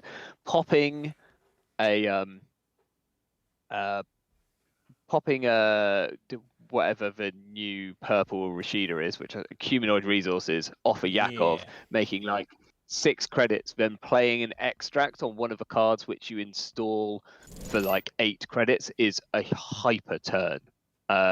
Yeah, you get a Yakov out early and it solves all of your money problems. So I would disagree. I think you stick with the Yakov. Speaking of money, though, we are starting the game. We have a hedge fund. We have ice on R&D. Understandable. Maybe the runner's going to try to play Illumination. Can't have that. And on Yeah. HQ, this is an opener straight out of 2012. Yeah, we've got the defensive play Giat here. Making this run, this is like a pretty good run, bearing in mind that you're either going to be doing this or you're going to be clicking for a credit because you probably want to discard something. We see a Charlotte. Okay, that's a really indicative like start that this is probably more of a rushy, maybe a kill deck, either using measured response or possibly even like public trail end of the line. Yep. And we do have a question. How do casters feel about the timing of this AMT? With the new ban list, most tournaments we see here will be quite different very soon. And I think this is a fine enough event. You know, it's disconnected from the main tournament season, so it's not like we've got one random continental being run in the old meta. So we're going to see the one last run for Banhar. Yeah, and I think that's quite nice. Like there is that thing of like, well, cards are just about to change, but it also means that you get one last chance to play a bunch of cards, which always feels quite nice. Just scoring an off books here, so going to get those points online. We saw Gia face check into that Mestre Chesvo, losing 6 whole credits in the process, Big ouch which is pretty on the brutal. But credits. Yeah, the Fermenter ticking up is going to do a ton of work, and Giat's already got his first DZMZ online, which is a huge part of Magdalen's kind of economy strategy. But still, having plus 6 credits probably makes this upcoming click a lot easier. Yeah. Having to decide here, I think Giat not really wanting to face check ice. Like if you ran into a Winchester or something here, is absolutely devastating. So just building up, we see that revolver in the bin and the propeller getting installed. Manual and a purge. Sensing weakness, but the Magdalene player is very happy if you trade turn for turn, generally. Yeah, because you have this extra click. So I mean, Giat is on like low credits, so I can kind of see why you would want to purge here. But yeah, I think it's not going to feel like the worst for Giat, because even if he just clicks for 4 credits and install something with Maggie, that's going to feel okay.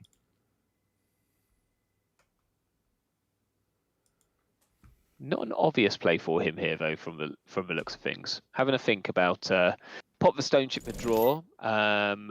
We're just spec working that fermenter. Well, rarely do you see that, but I guess that's the power of purge. Yeah, that's a way to really say like your purge means nothing to me. The disrespect is insane. And Magdalene getting you an extra credit. You know, you click for that credit and then you discard and get the install. And action after discard. Ooh. Yeah, get that fermenter back. Nice. Because wow, there's a window there. you've paid the cost of trashing your program, so you get to use your simul chip immediately.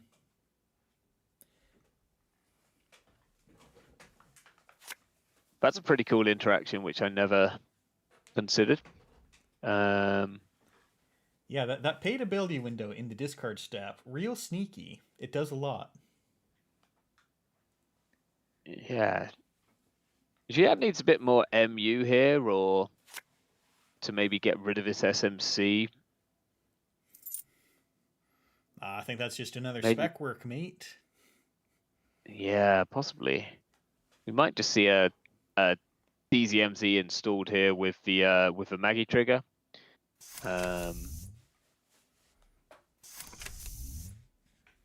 Simul chip. And Telework Contract is the perfect card for the Magdalene engine, where you need to like draw, play something, and then dirtle. So taking Telework instead of a credit is a great dirtle click.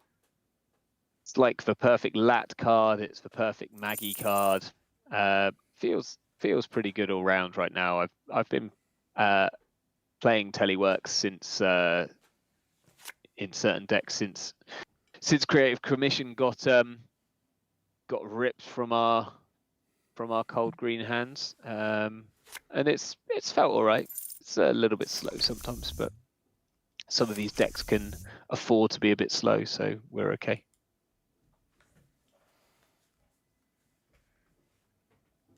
Meanwhile, Lilypad comes online, and then that gives us room for another self-modifying code. Spin Doctor, the corp still can't find something to do. Yeah, Spin Doctor in the remote as well. I mean, we're getting to the point where Giat's on like very few credits, and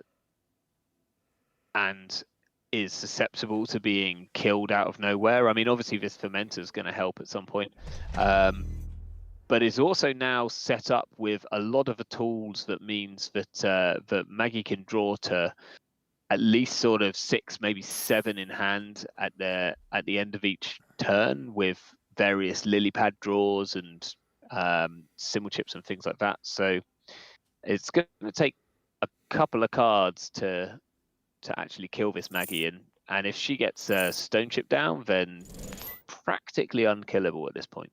All right, Overclock HQ, suspecting the agenda pile up, but also laundering a whole bunch of, can launder that credit straight into LSMC. Giat has a very fancy set of alt arts. This is the Scott Uninga. I think this was an alternate draft of what Overclock ended up being. Oh, I think I've got them turned off on my computer because just to make it easier for me. Yeah, I have not really seen a whole lot of alt arts before. I may turn them off at some point. And Slash and Burn out of HQ, fantastic grab. The protected Spin Doctor would allow the corporation to just use Slash and Burn at no risk, but if they don't get the Slash and Burn, then you got them. So fantastic read to think that the corp's setting up a Slash and Burn play. Yeah, and this is where I mean, Giat's a fantastic player, and maybe caught that, whereas I was confused about the Spin Doctor being behind the Messenger Chesvo, and with the Slash and Burn, it makes a ton of sense, really. Really wanting to potentially use that as a fast advance option next turn.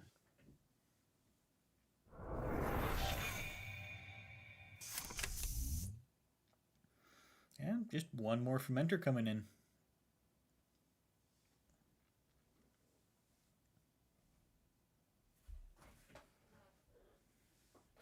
Gotta wonder what Giat's long-term fractor solution is here. Are we on like Rising Tide?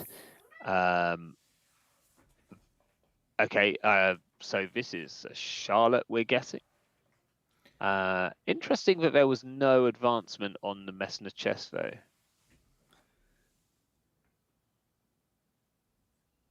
Yeah, I mean, the runner has SMC available. But they've got a Unity down as well, so like this is very breakable. Unless this ends up being a trap. It doesn't. Yep, just Charlotte. Maybe need one more ice to hope to tax out the runner on this one. And you gotta check that suspicious extra card.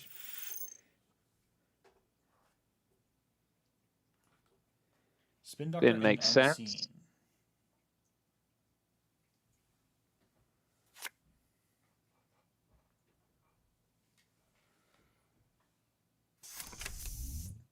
Yep, I mean, with 2 Charlottes out, there's not a huge amount which you can bluff in this server anymore, which means that Giat knows that if there's an install advanced card, it's very likely to be an agenda.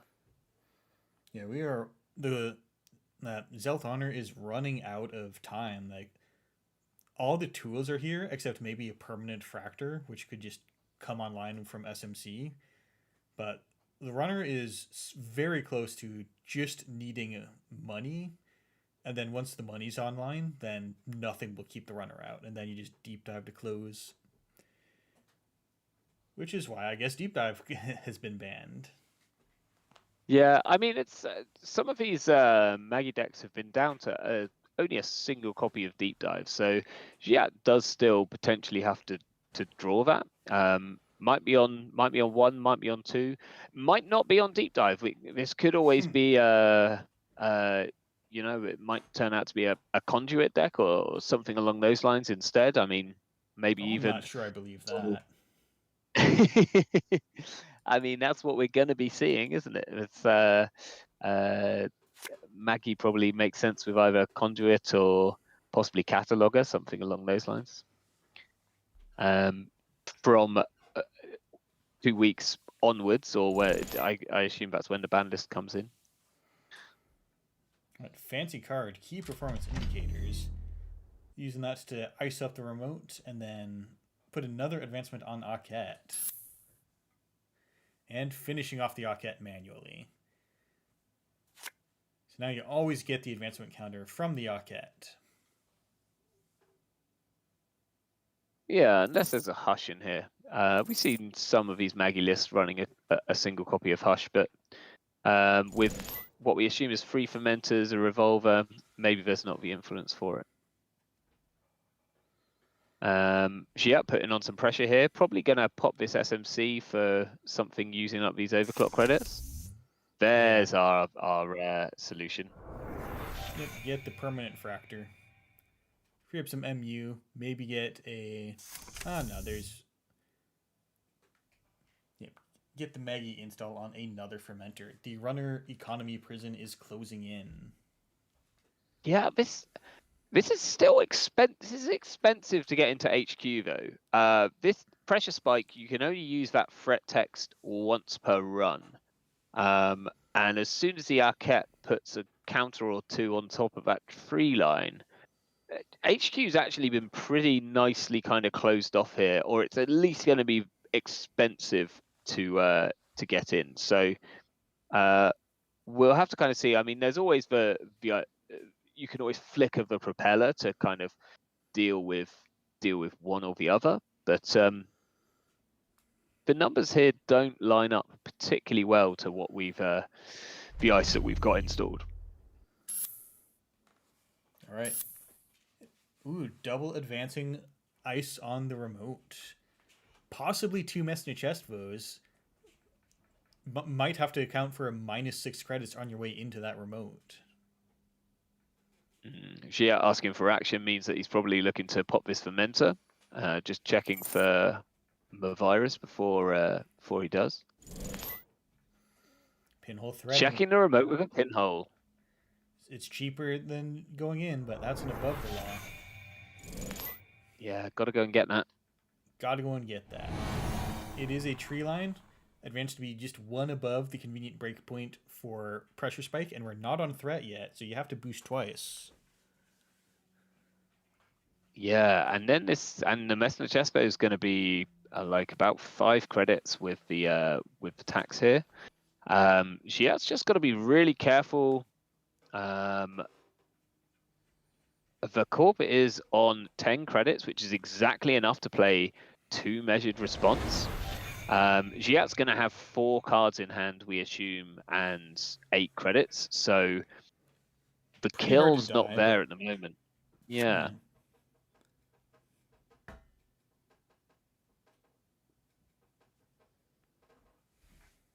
Also, just enough credits to stay out of public trail into end of the line kind of strats here.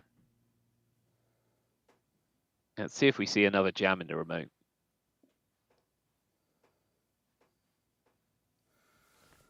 Yeah, but as we get to threat 4, bringing measured response online, pressure spike is also online and will coast over one of these barriers, so that one advancement on the tree line doesn't matter anymore. Not unless you get a whole lot more of them. Yeah, that's very true. Kind of coming in clutch just at the moment you want it to come in clutch as well.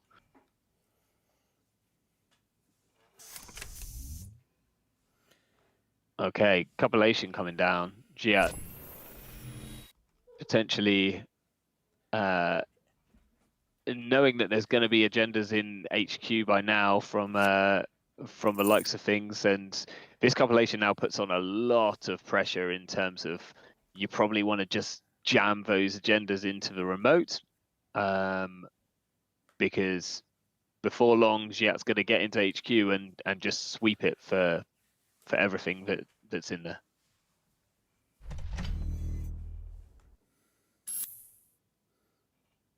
Come on, advance the Mesny Chestville. Oh, we're seeing it. Business as usual is the card of a day today. We're seeing maybe a couple of advancements going down and the fermenter being scrubbed as well. Oh, using that just scoring a green mail and then bringing up the R&D ice while we're at it. Okay, so I mean we're suggesting beer wax in the deck, which Giat's got Revolver in the bin, so can always deal with if one was to rear its ugly head at any moment. And Echelon's also got enough. Echelon's strong enough. You only need 1 boost to get up to BOAC strength, except for just trash to. Just trash to propeller, yeah. This could actually be Plutus as well, is the other thing. So yeah, like also that would make sense why that there's maybe business as usual's in here. No, that's not a transaction. I don't think we've seen enough transactions. The key performance indicators is a transaction. Yeah, it doesn't work particularly well with Plutus though. Yeah, but I think the advanceables you're playing because of Built to Last are going to be in conflict with the idea of playing Plutus and a bunch of transactions. Probably true. Probably true. Especially in, I didn't notice at first whether this was a 44 card deck, but especially in that case, as there's less deck slots to go around here. I wonder if Zelton has some other fast advanced tools to just. I mean, they're technically two fast advanced agendas away from winning. I would assume that with this Copulation out, holding on to a slash and burn and a 3/2 is going to be kind of problematic. Yeah, you might just have to get the 3/2 into your score area and then let him have the slash and burn.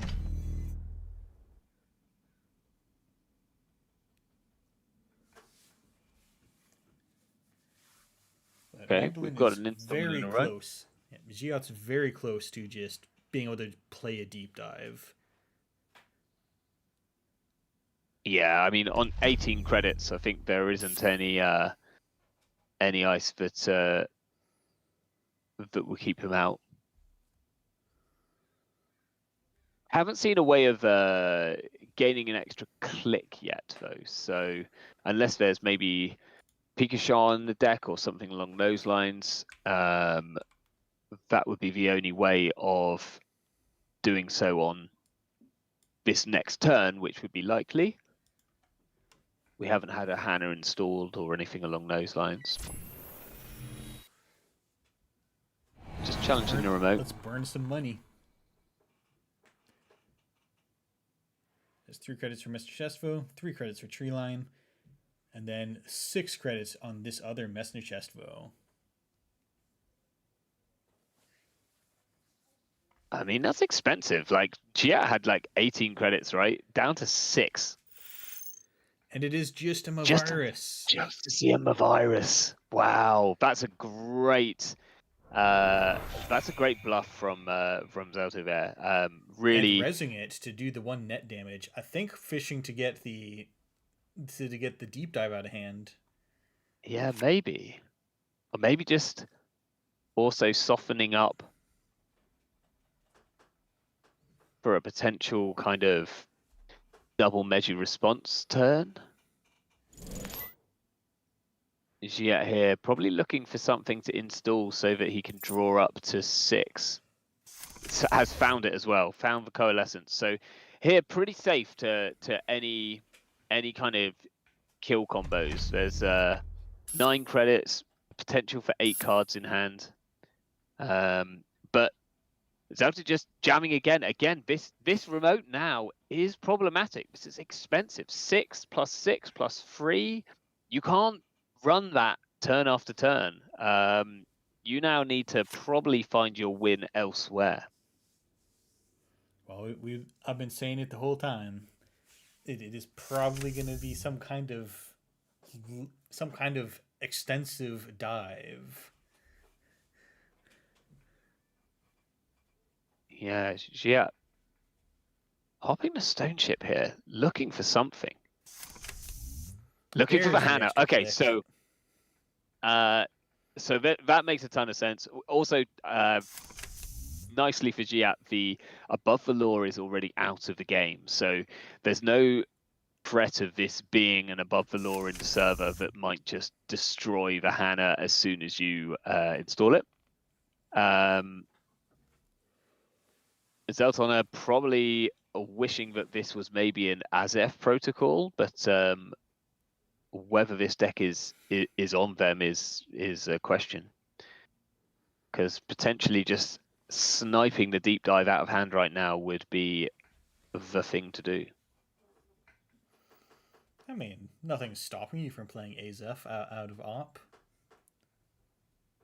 No, and I mean it kind of potentially makes sense here. This looks like we're on lots of free twos and slash and burns and things.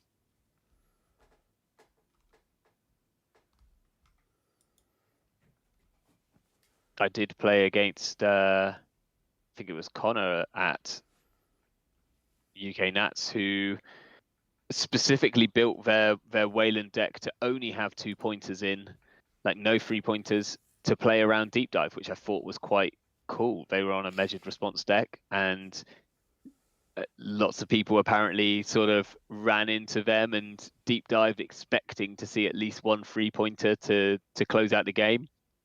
Stole to 6 points and then died to measured response. Yeah, I'm on a Epiphany deck that's also on all 2-pointers just to defend against people having good accesses. Yeah. Okay, we see extra ice on HQ. So that sort of defensive style coming in, which, you know, whether the Corp can res all of these ice or not is another question. You're probably hoping that that's something like an Ashar, which is about as taxing as you can get for the sort of money cost. Actually, a Winchester would be pretty nasty here. Giat might have to pop the Simmel chip for the revolver or for another breaker of some kind just to boost that echelon strength. If it was. Yeah, the echelon is normally 3 is pretty strong and as high as you need it, but 4 would also be really convenient for some use cases. Harmony. Okay, we're back. We're seeing the Harmony played before the deep dive is played. So we're sort of assuming that this is Deer's list or very close to it, which was on a single deep dive and a single Harmony. I think we're just getting back a whole load of money, essentially here, which makes sense. Is clearly feeling like they don't have quite the funds needed to land this dive right now. Understandable. I mean, if you got one shot, then you might as well make extra sure, especially while the corporation isn't threatening a game win next turn. Yeah. Although, drawing imagine if Above the Law hit the wheels. No, Above the Law's already been scored, so we're safe from that. Yeah. Yep. Or already been I do stolen. know, but so. Imagine. Oh yeah, I mean, it would be absolutely brutal.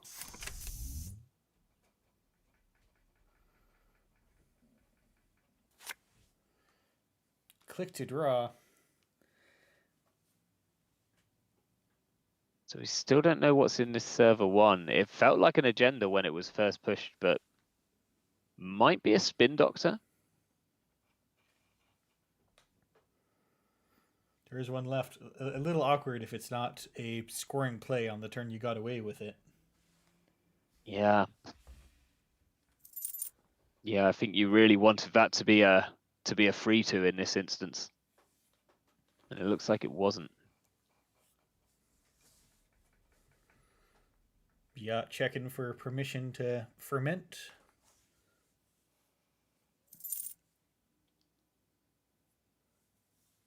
Means that he's not going for the deep dive this turn though, so just happy to keep drawing and taking money. This is do nothing shaper at its absolute finest, right? Yeah, I mean, if the corp's gonna give you a whole turn like that, you might as well just make very, very certain, like, take it to the casino certainty that you will be able to play the deep dive. Yeah, watch an enemy get rezzed on R&D now, and and it will go to pot. I mean, no one respects the snare in R&D these days. No, because it would be a game loss, but a bite will do it. A bite would do it. That was incredibly what's the word? I can't think of a word. I was being an asshole. You should. No one else should do it. We see a KPI. We're putting more ice on centrals. Whether this is the play right now, I mean. I mean, do you think this will keep a 28 credit runner out? Hell no. Especially not when there's pressure spike. There's revolver. Oh, we've got a remote to challenge with this wheels here. Yeah,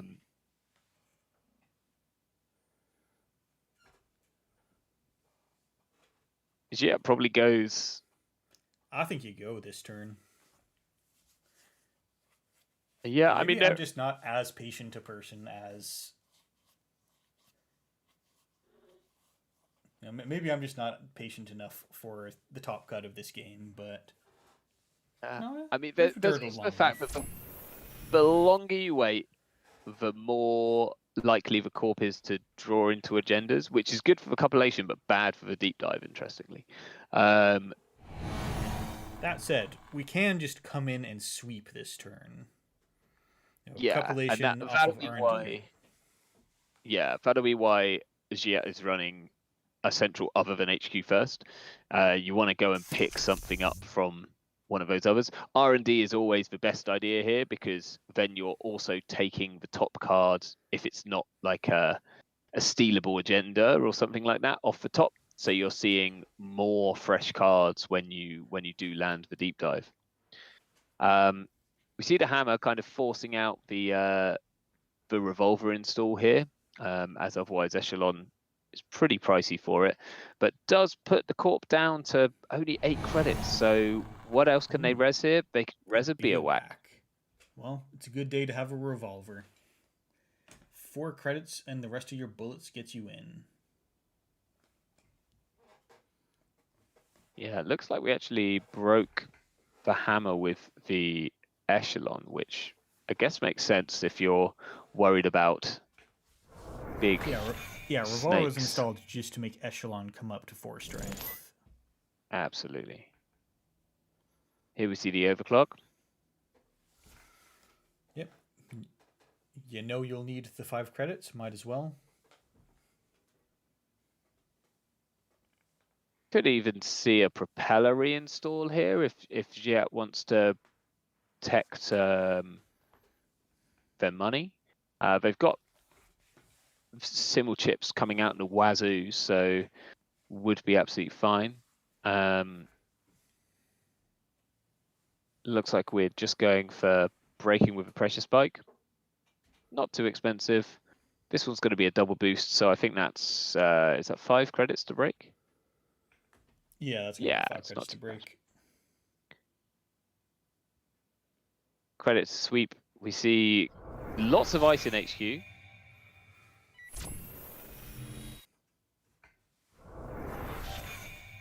Well, I guess the agendas are all in R&D. Yeah, looks like it. We see a Tucana in archives, which might well be server 1.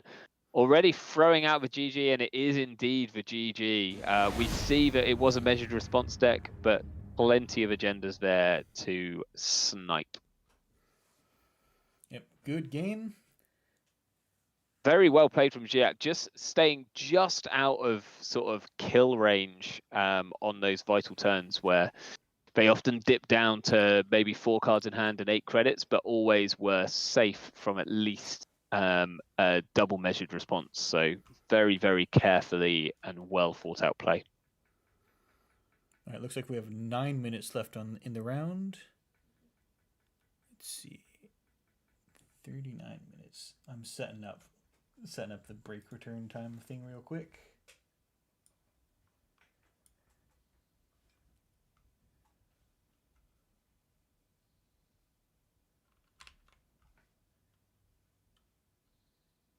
It looks like, well, it looks like only one table is actually still running. I'm gonna see if it's worth.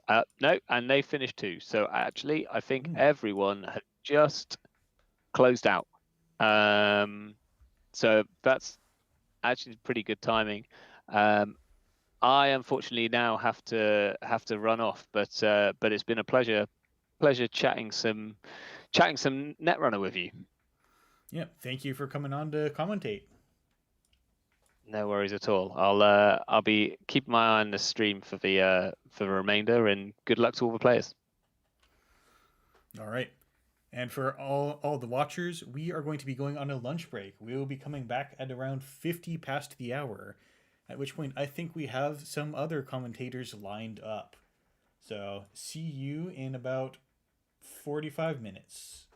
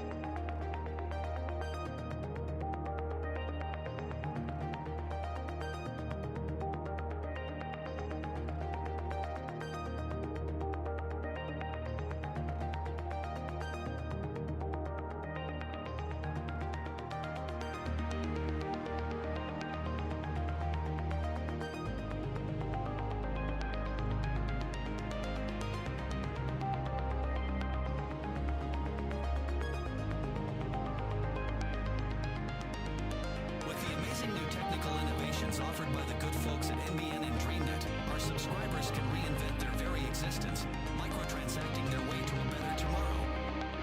Your freedom. Your choice. Your digital life.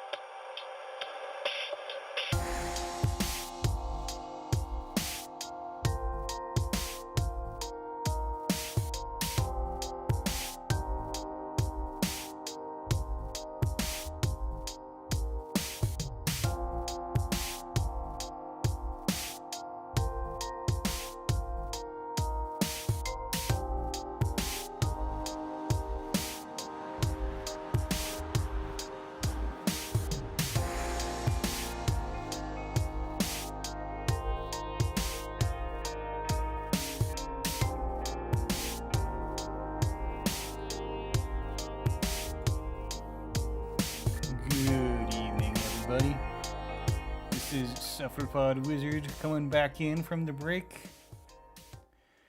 And we return to the beginning of round 4. Oops, mismanaging my audio there.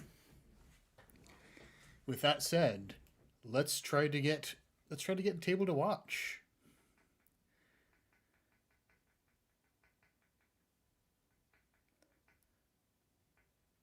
Well, I've seen Alco game. It's usually a very brisk, exciting game to watch.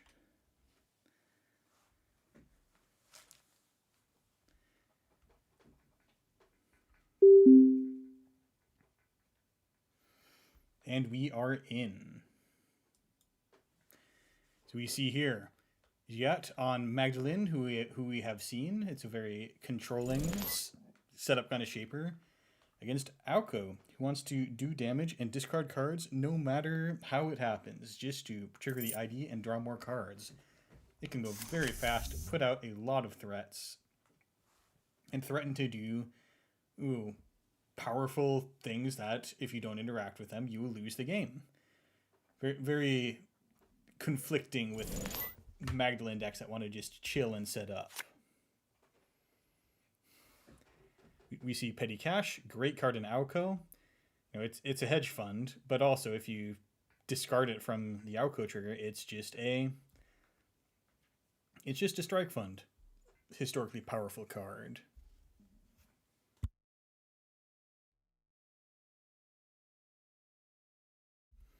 And I'm going to try to eat my lunch sneakily so that no one can hear me. Let me know if I succeed. But continuing to take a moment to think, we have these very important early turns of the game. Managed to resolve a lot of economy, a Petty Cash and a Hansi review, but not a lot of ice. The runner can just check if that is how he feels like playing the game. And here we see Giat is going to come and check. Knows that Alco, if allowed to get away with anything, will be trouble. That's a Reaper function down.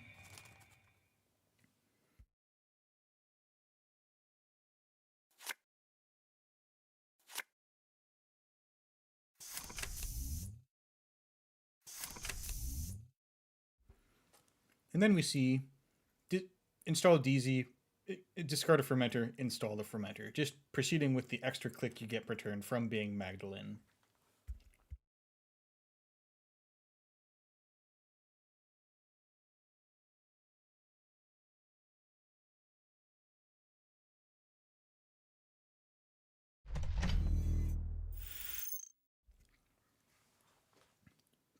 Aku, meanwhile, has to be concerned that the run that Giat has shown, he will check the random stuff you put on the table. So drawing for more stuff to do. Hopefully try to put more threats on the table.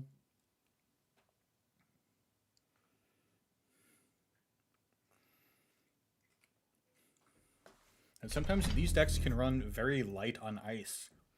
Earlier versions were running as few as 6. Though I think I've seen some later Alcos turn it up to about 10 or so that you can feasibly ice anything.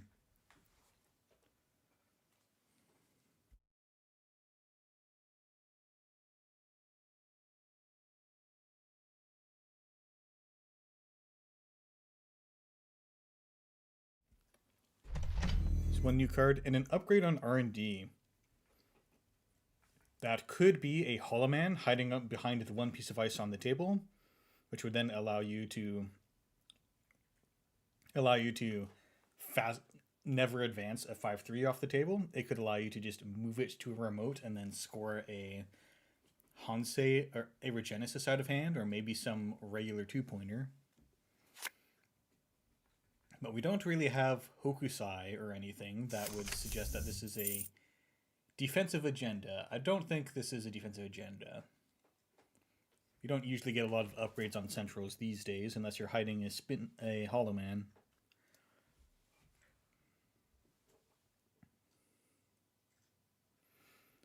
Meanwhile, Giat has the Teleport Contract, perfect card for Magdalene, and you can just easily get your hands over hand size and get that discounted fermenter, more money continuing to flow in. If this Alco is based around assets, which a lot are, fermenter is a very powerful card because just paying trash costs can help you dismantle an asset board.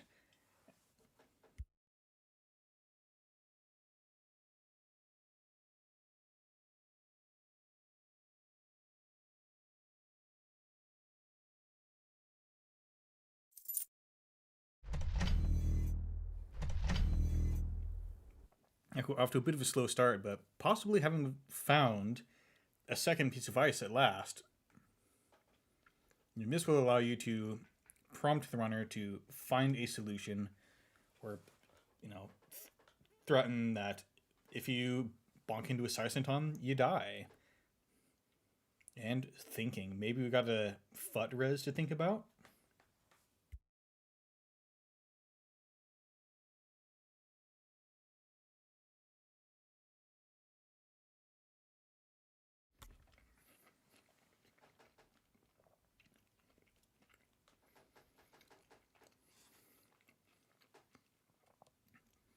Meanwhile, it looks like this is a virus to clear off the fermenters.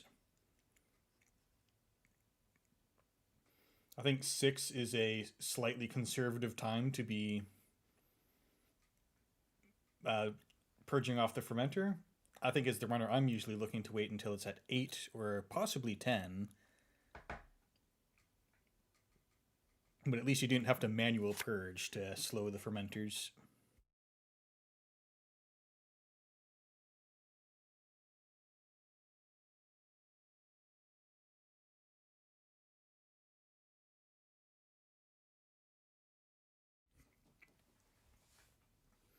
In the meantime, it feels like the corp isn't doing anything.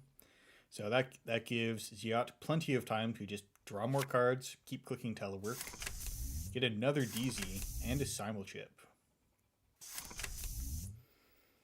And that gets a discarded Coalescence and install that. So Magdalene is just cooking along, continuing to set up.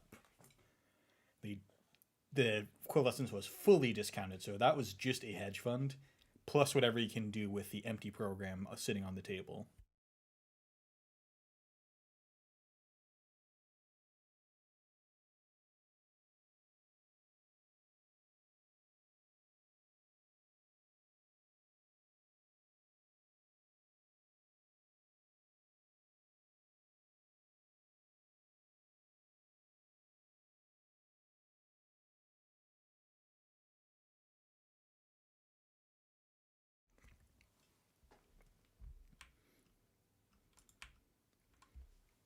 Still checking to see what Aku can get up to. Might have been worthwhile just leaving the virus in the server 4. See if you can bait the runner into spending a click running it, and then they lose virus counters anyways.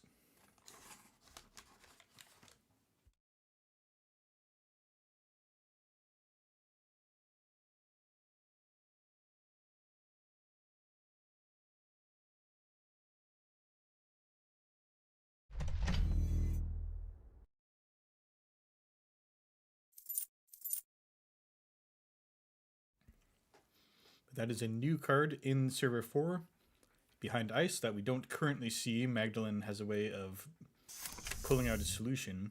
Pressure Spike will get you through a lot of ice. Well, it'll get you through the gear check ETRs, possibly hanging on to that to surprise the corp with.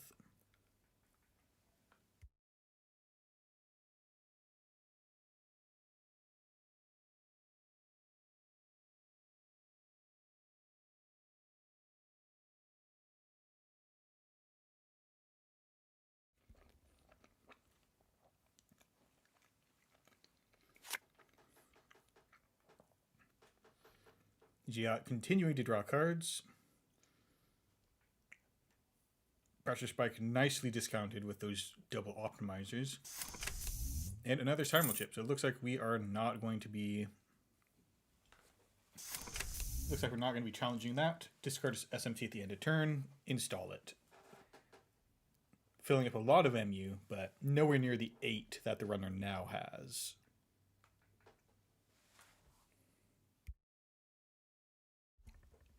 So whatever Aku installed, they have gotten away with it. Hopefully it's something good.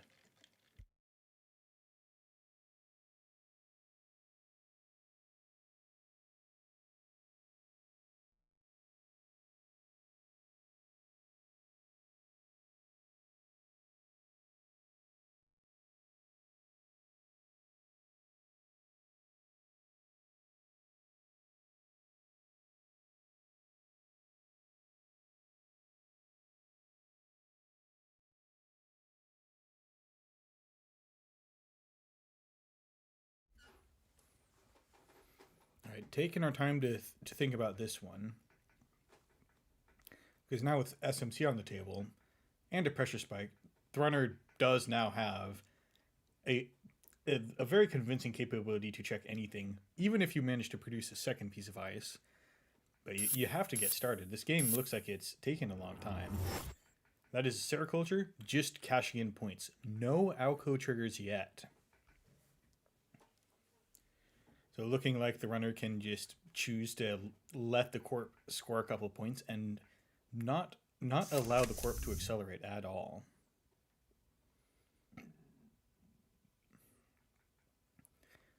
Click 1 installing Azamat. Looks like maybe we can start clearing off assets. It's a very important card to have in this matchup. That is a Moonpool. Great find. Haven't seen a lot of agendas appearing to get filtered out, but Moonpool does just allow some nonsense.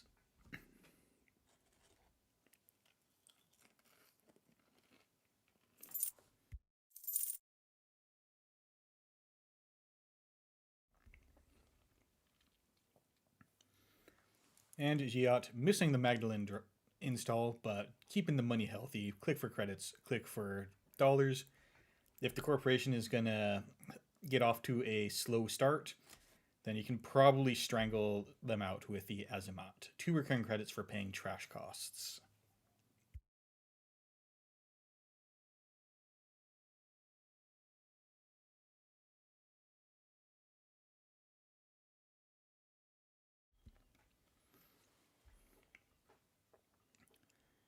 It's a very large table on Giat's side. It's very intimidating, and it feels like you might be very close to the runner can get in anywhere. So you might have to come up with some kind of ruse, some kind of ruse to catch them out.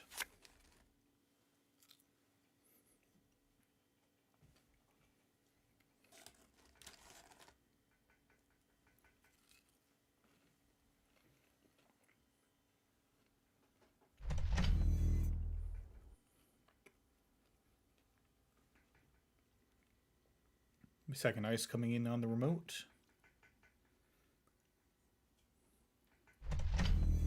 New card outside the remote. Looks a lot like a Spin Doctor. Then Ziat asking if the Corp wishes to use a virus before Fermenter ticks up to 4.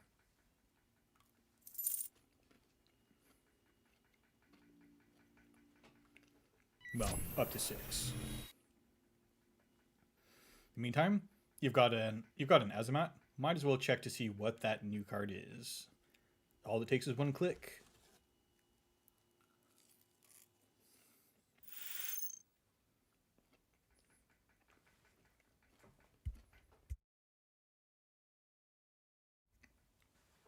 It is just a Spin Doctor, so using the first Spin Doctor to shuffle up. Hello, Helopix. It is you, the one who ended the game with a very large penny shaver. We're here watching Alco off to a bit of a slow start. This one counters from playing a Hanse review. So Magdalene, immune to Alco it seems. Checking HQ, find another Moonpool. And yeah, get that out of the game. That's one of the things that will let the corporation convert from this board state of, like, it'll just let you fast advance from hand, and that's probably the most powerful out against this Magdalene lockdown.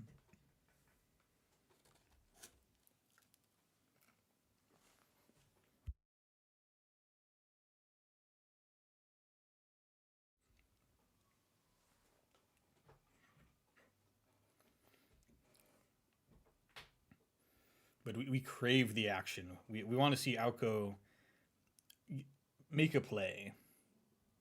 We're never going to drain the runners' money if we don't make them come through expensive ice.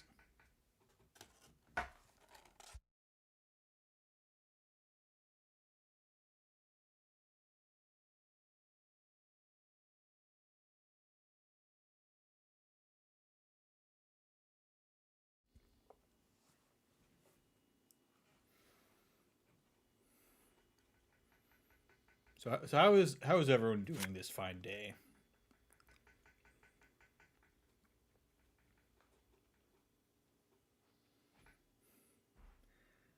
I think this looks like the corp is turbo flooded. I think I'd be just running HQ all 4 clicks. But I am not good at this game, so makes sense to force the runner or force the corp to do something.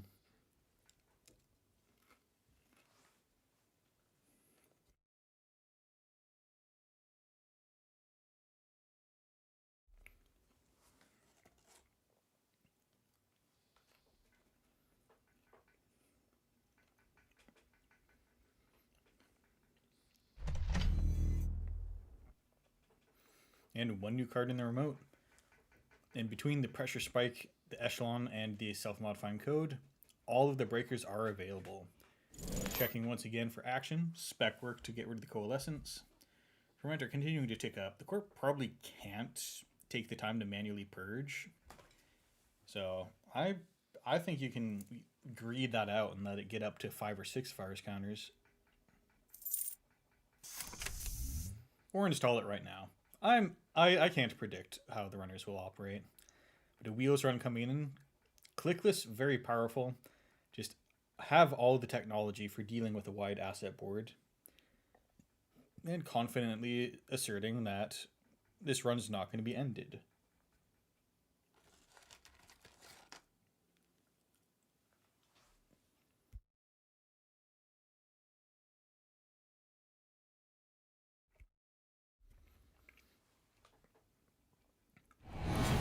On the outermost ice, but a scatter field is going to be installed. Unfortunately, scatter field is not the only piece of ice protecting this server, so it only has 0 strength, and you get to pay 2 to get through that. And there's a Regenesis stolen out of the remote. This suggests that there's a Fuji asset retrieval in archives. We'll see if Giat feels like checking that on the last click.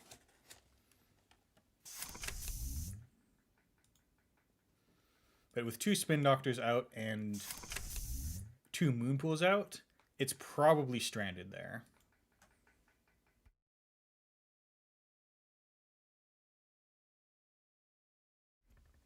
It's good to be spiffy.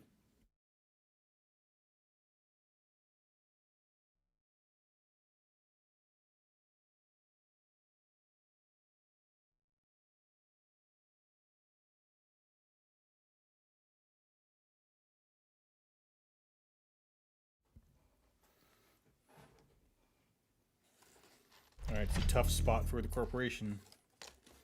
New card going in the remote. Scatterfield. We know it only costs 2 credits to go through.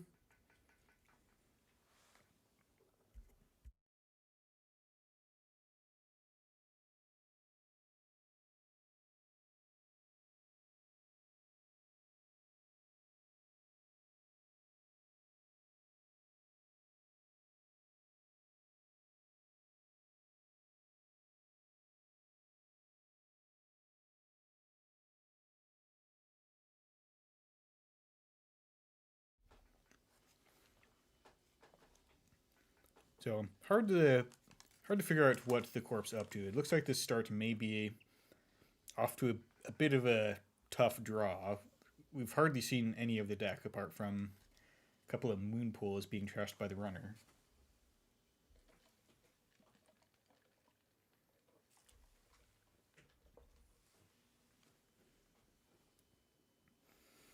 Meanwhile, we do expect that Giat's deck is, we saw it in the previous round.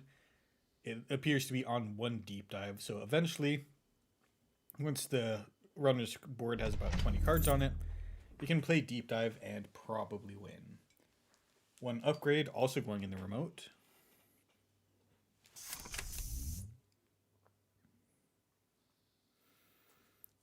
Play Coalescence and make that Hannah run. Hannah giving you those excellent free clicks. You may as well play a 6-click runner when you can. That is a Fly Swatter. A nice little purge, but ultimately it's not going to really make the server too much harder to get through. So 3 credits to get through these stacked code gates. Then we'll see what the upgrades are.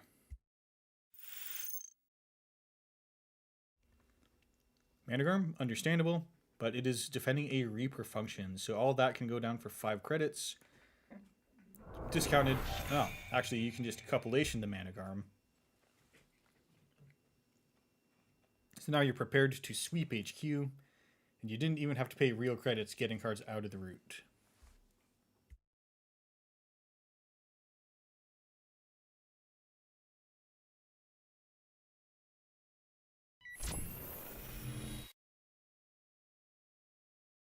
And that looks like what we're up to. Run HQ, steal a Sericulture, access a Moon Pool. Yep, might as well get that out. And a Managram Skunkworks also found in HQ. And choosing not to trash that. Not as threatening as a Moon Pool. And it seems like the runner doesn't have a strong enough remote to make the 2 clicks spent on Skunkworks be a big deal.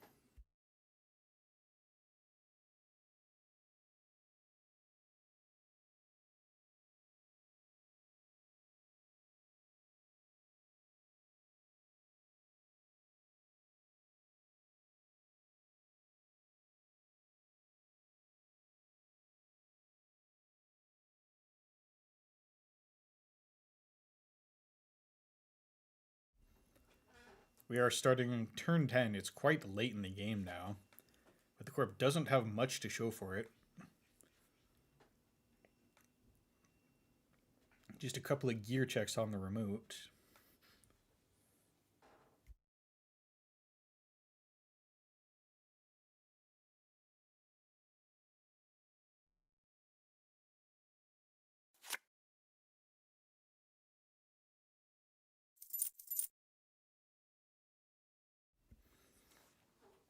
And click for 2 credits.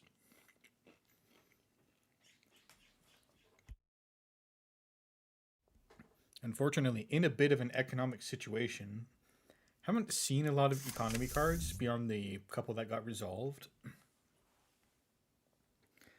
So hard to tell if they're just if the Corp's having a bad economic draw this time.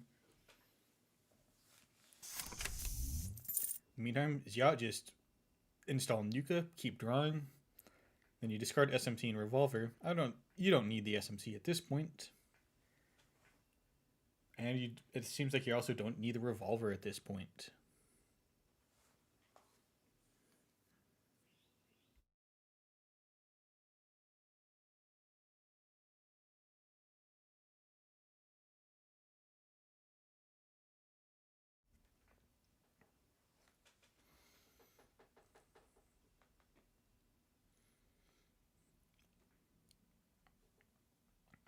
Corp's in a really tough spot because you need to produce a substantial ice for this remote to do anything. But 5 credits isn't enough to stack more ice on the remote and then res it.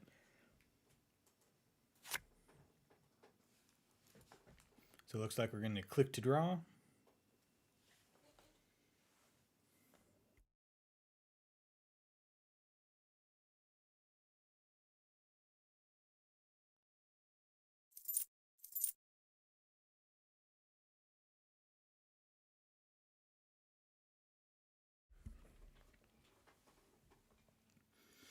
And 2 more credits. This is a rough way to try to keep up with Magdalene, who's getting 2 credits per turn just by fermenters staying on the table.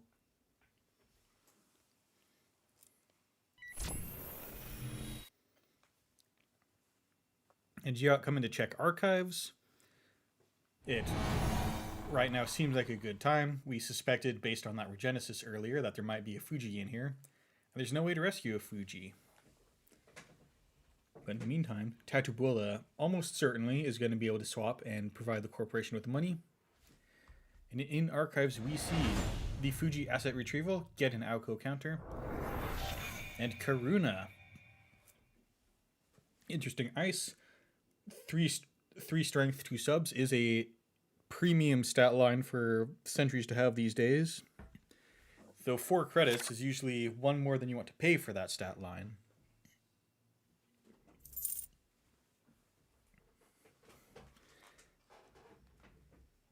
And then will just keep operating the Nuka and the telework. And then come into HQ. And you have Azamat credits, might as well get that out of there. Only costs 1 real credit. And then extra simul chip off of the discard.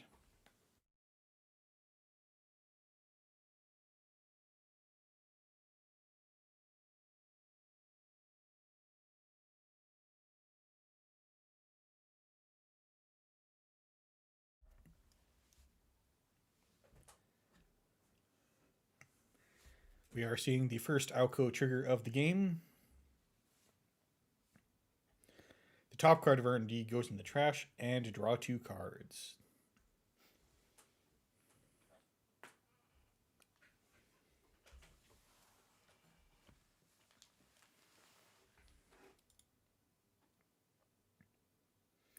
That was some of our in archives, so Fermenter got purged off once again. But Ziat seems to have a very healthy economy.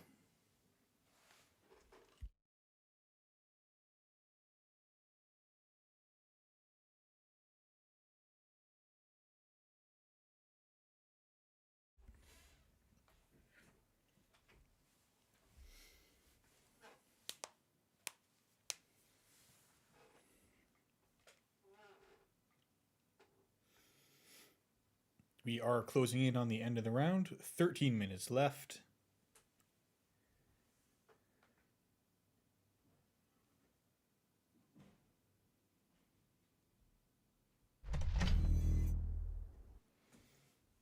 And we are bringing in a third piece of ice on the remote. Ice on HQ.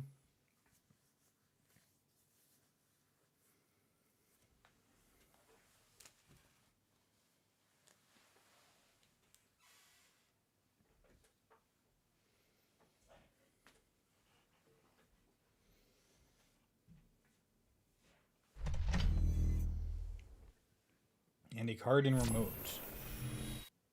Alright, but this looks like Ziat is coming in to clear out what we suspect to be a Hollow Man. So it looks like there might have been some economy tied up in the ice, because Tatubola sometimes is an economic engine. And checking the card in R&D first. And trashing a Regolith out of R&D. And then we see Hollow Man in the root of R&D. And choosing to leave that there. Looks like this might be the deep dive turn. Running archives, finding another scatter field. This one is online. It actually has 4 strength. But Unity gets there for 1 boost because of all the icebreakers that are installed. Access archives, nothing in there. We do see a new FUT was discarded. And then running HQ. Corporation really ought to, yeah, this is a great time to have an enemy. You get to trash a card and then remove 2 cards from the runner's grip. And hitting a deep dive. That might be the only one in the list. But accessing a sting. Turns out you can just access an agenda to get your last point.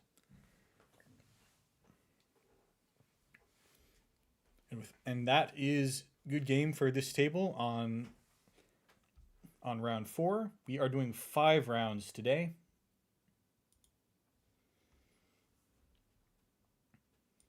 Let's see, looks like that was the last table running.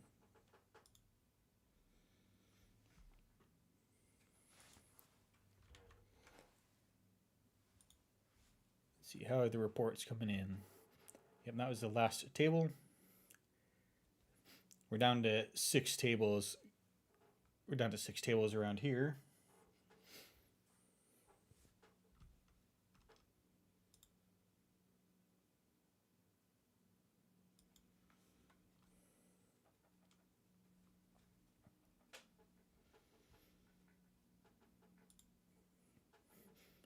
At the standings, we see Kabloo doing well. We don't have the 4th round in here yet, but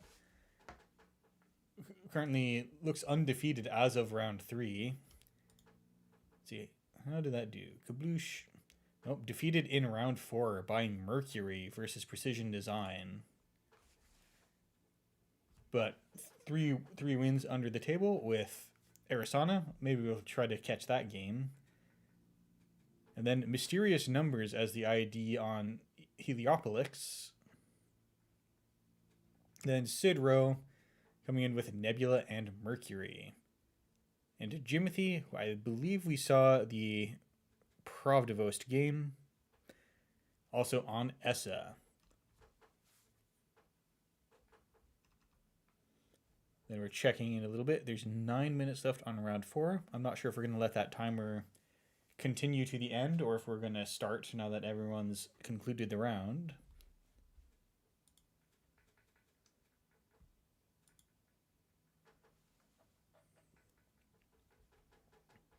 Yeah, there we go. So we have a 5-way tie on rounds with New Puldrix coming up in 5th on the strength of schedule. And oh no, Radiant is also working a Mega City at the same time. Okay, looks like we are doing 6 rounds. Little whoopsie.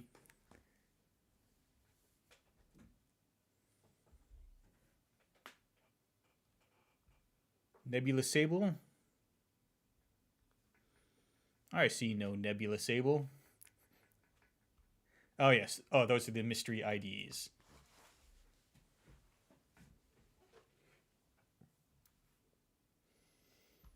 With that said, let's see, do we have any pairings up?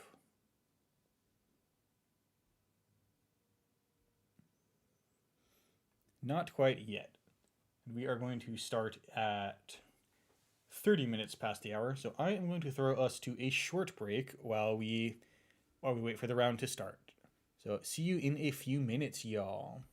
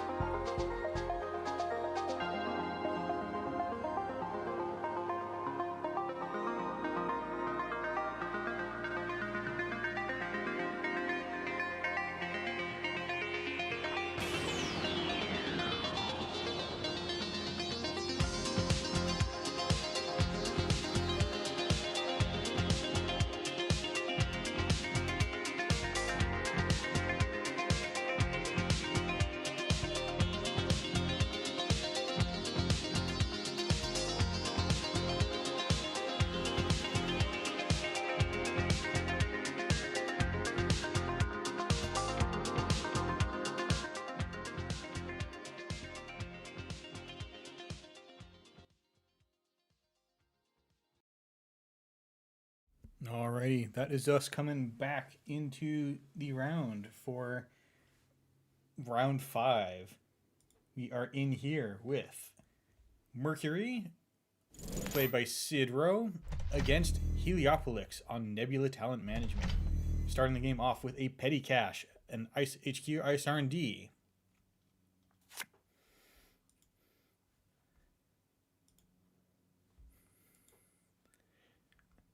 It's a good start for Nebula, and they probably are hoping to have the very difficult to deal with ice. And you probably wouldn't want to res a... You probably don't want to be resing a funhouse at this point in the game, but eventually you want that. And then we have Saucy coming on and just asking, will you give me 3 credits? Love to see Saucy. Suggest that we might be on some kind of window of opportunity nonsense. And Mercury, some of these decks are built in a way where they're just looking to come in and get accesses on centrals through whatever temporary tools that you can get a hold of. This might be an Estebrado eventually, and just looking to capitalize on the 1 extra access you get if you didn't break any subroutines.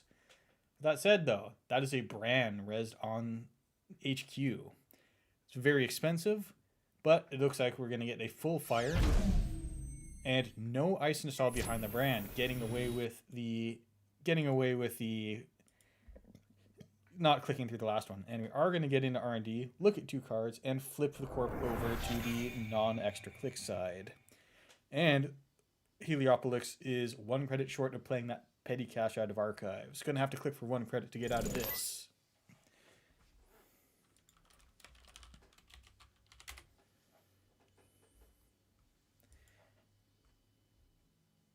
In the meantime, Bran also looks like an ideal target to have a Saucy on, especially if we suspect that this is going to result in bullying the corp with some D-res. Playing Planogram to draw cards, and Spin Doctor to draw cards. And of course, this concludes in a Your Digital Life. Getting the net force, that's the hedge fund, and the flip over with the Nebula. So then this becomes a government subsidy. And hello, Thrantar. We have a new person joining the Discord call. Hello, it's a pleasure to be here. Looks like we're live on table 2. We are live on table 2. We have Mercury versus Nebula quite early into the game. Thank you for joining us. Thank you for having me. Yeah, we're not very far into this game. We saw a wonderful Saucy placed on top of the Bran, managing to make the call shot that this will not be too harmful or cheap, and then that this Saucy will be on an important ice, which I think it is. Mm-hmm. We're not on the new ban list, correct? That takes effect the 1st of August. We are still on the old ban list. This means you can play Banhar, you can play Deep Dive, you can play... Deep Dive. Yep, and you can play Info Bounty, which I don't know if that's usually a part of Sable lists.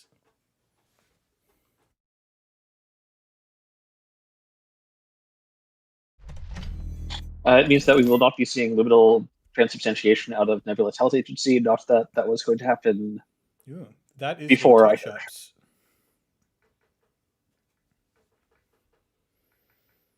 Touch-ups shuffling back 2 Estebrados. Brutal hit, getting a superconducting hub. And I've been on the superconducting hub since long before it was cool, and now you can get even more powerful Your Digital Lives. Mm-hmm. But what I think touch-ups, like the first thing I'm worried about is, am I dead here? And it's always relief to know that the answer is no, I'm not. The corp's going to score an agenda and draw some cards, and those are good things, but the game continues.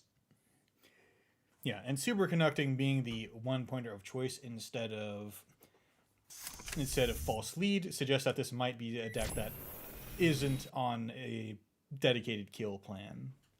Mm-hmm. In the meantime, Corp doesn't have enough money to comfortably res this ice, so Mercury just gets to come in, look at 2 cards, and flip the ID over. No success yet from all these accesses. But there's still a lot of information being gained. Like, Mercury knows what the next 2 draws are. And even if this is no agenda steal, knowing what is in your opponent's hand is a good thing to know. And we do see a key performance indicators being used in the stacking mode. That's probably how you get the most money out of it in Nebula. You just stack HQ and R&D to the moon.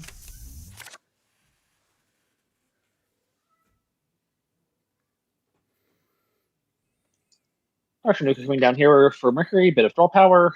Very, very card-dense draw for the influence, which is always very nice. Yeah, and works great with the class act. You get to pick 3 out of 4 cards instead of just clicking to draw 1 card. And you get to pick 3 out of 4 twice. Yeah, it's real good. And we didn't comment on it, but Melandra Gem is online, and Maintenance Access, fantastic card in the matchup. Mercury looks like a strong tech choice against a possible expected meta of Nebula, of which I believe there are 3 in this list, in this tournament.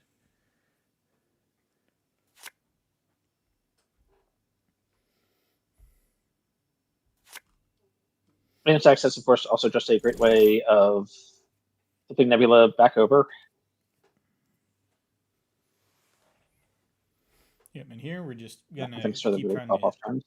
to stay flipped with the extra hand size bought by the superconducting hub. And of note, the corporation is hanging on to the 2 petty caches in archives. If the runner ever does not flip, then those are going to be cashed in to score a 2-pointer. And that's another brand on R&D. Very expensive ice choices.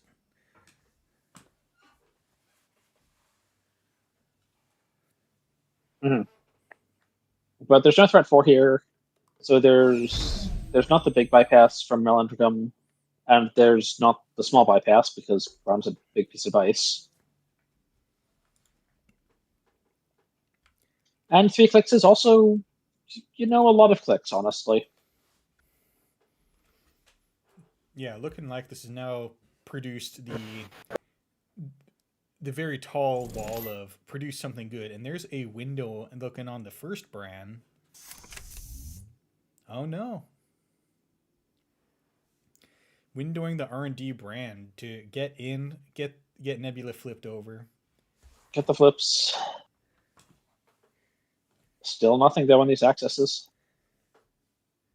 Taking a Doom Scroll out of the corpse stack though, that's pretty great.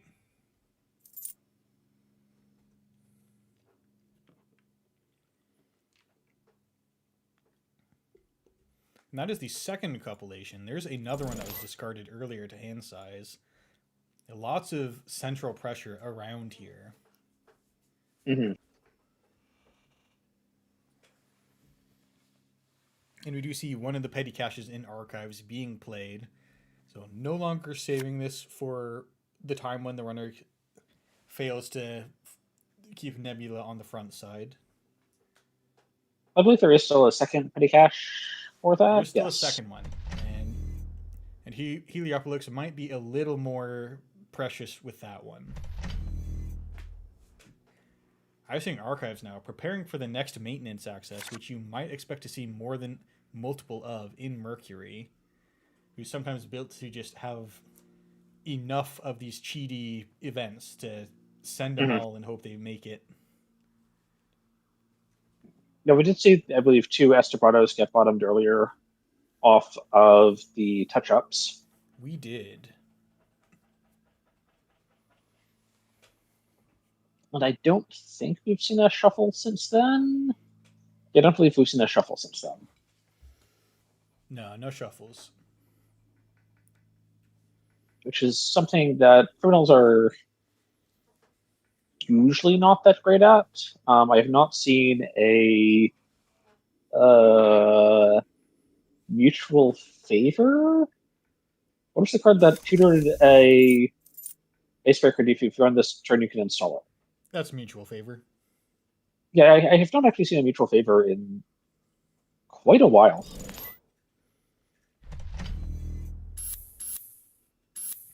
All right, looks like Nebula went unflipped for 1 turn and immediately cashing in that petty cash, scoring an embedded reporting.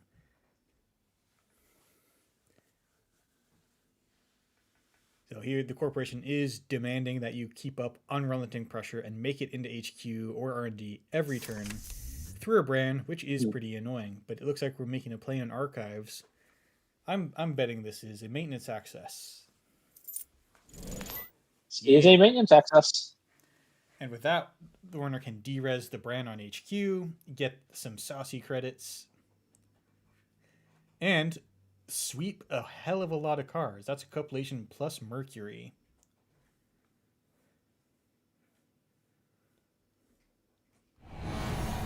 Into an end pot, perfect Physarum Entangler.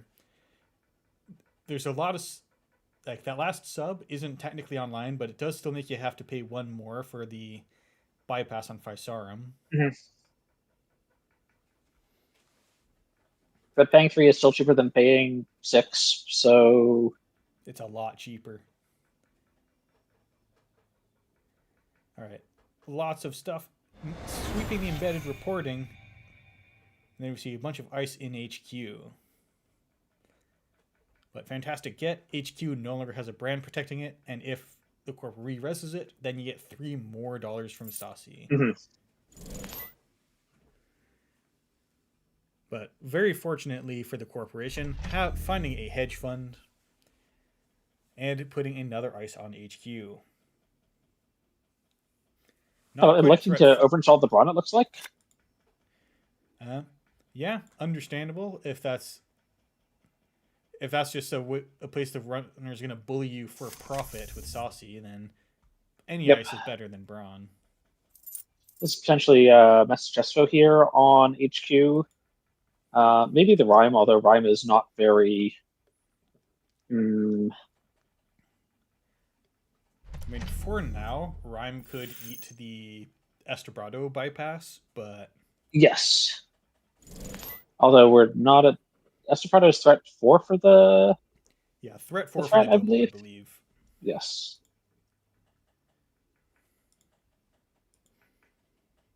I mean, the Rhyme's still impactful for the Estebrado potential, I agree.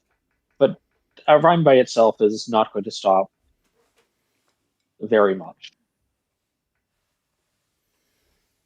Alright, looks like we are still on... We are on the Nebula... Or we're on the Gemalang Arena side, playing an operation nets you a click, and we do see Corp plays an operation, but it's the predictive planogram, so no score looks like it'll be happening right now. Extra ice on HQ. And this is just how Nebula operates. And right now, if you let the Corp score one more agenda, then the Estebrados start looking really good. Or just a tread lightly. Although still looking at a Braun on the inside of R&D, like get through 2 ice, and there's still a Braun there, and Braun is still huge. Still huge, yeah. Yep. Threat 4 also, Melandragem will come online once threat 4 is reached. That'll allow you to just get past the Braun for this card that we've already paid for. Like, that's a one-time thing, so I hope you're deep diving, or that this is being paired with preferably even more multi-axis than Mercury does by themselves. I mean, Pretty Mary helps, but... Yeah. If we're flipping Nebula over, man, I'd play Melandragem 1 to get through an R&D ice, 1 to get through the Braun. Yeah, but this is not one counter. This is the entire Melandragem to get through the Braun. Yeah, but if you are bypassing an earlier ice on R&D, then it is just one counter.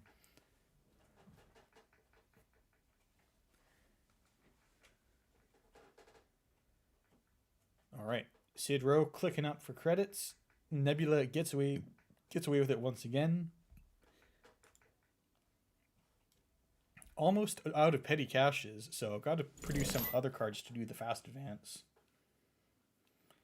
And that is the 3rd petty cache, but that's not the petty cache out of archives that gives you the extra click. You're still just here with your regular 3 clicks. My cat is being a weirdo. And touch-ups, name event, and we see some real good cards in there. I think the Window of Opportunity looks like the scariest one.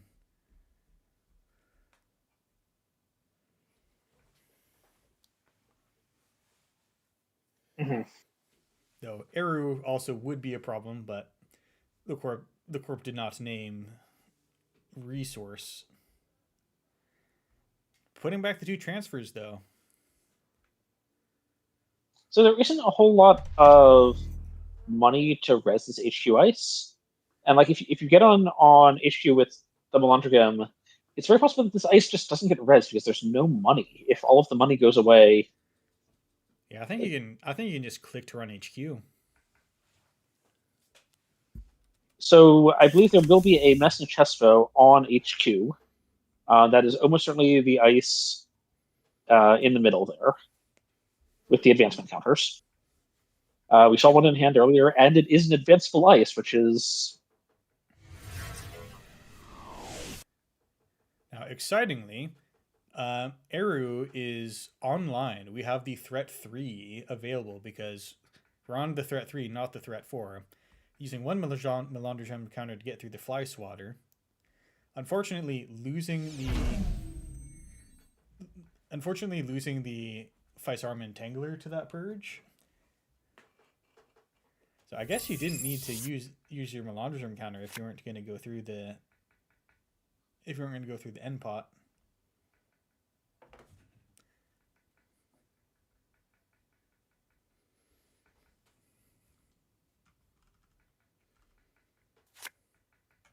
Mhm. And then clearing the tag because you have to take a tag to start the Eru run.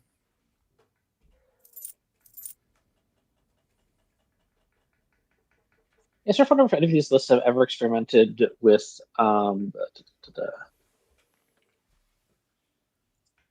Ice Carver. Well, that's not legal right now. That rotated. Oh, did Ice Carver rotate? I thought it was in the sets. Sets are hard. That was in the system update. That's a reprint. Oh, was that an update? Yeah, okay.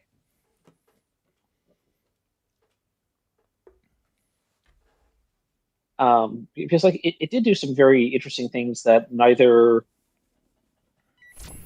Turbine, which is now banned, or Leech could do. We're coming into HQ. It looks like the corp can't stop the runner from getting in, but there is this annoying Orion that can be rezzed Well, to at I least think cost $1. I mean, doesn't Message Chesto just get rezzed here and stops it? Not for 4 credits, it doesn't. Is Message 5? Yeah, Message 5. Okay. Yeah, message is 5. Ping though. Now you can Melandrogem through that. You can Melandrogem through that.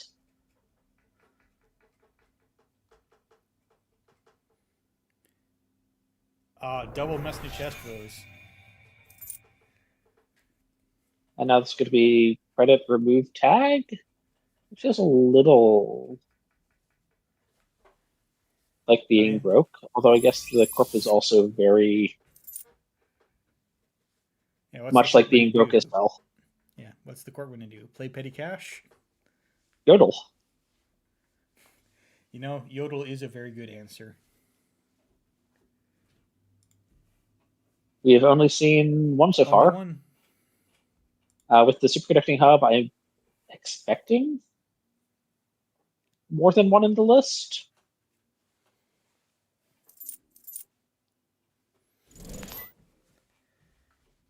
And it looks like credit, business as usual. And what is the usual business?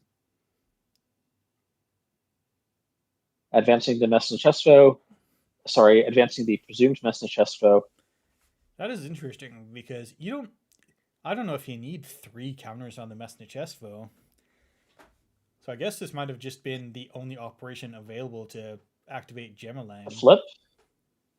Yeah, potentially. Otherwise, I think I'd rather just take a credit. Yeah. So the other possibility is that we saw the Messna-Chesvo in hand earlier, but I believe not every card has been tracked. It is possible that this is a random tree line.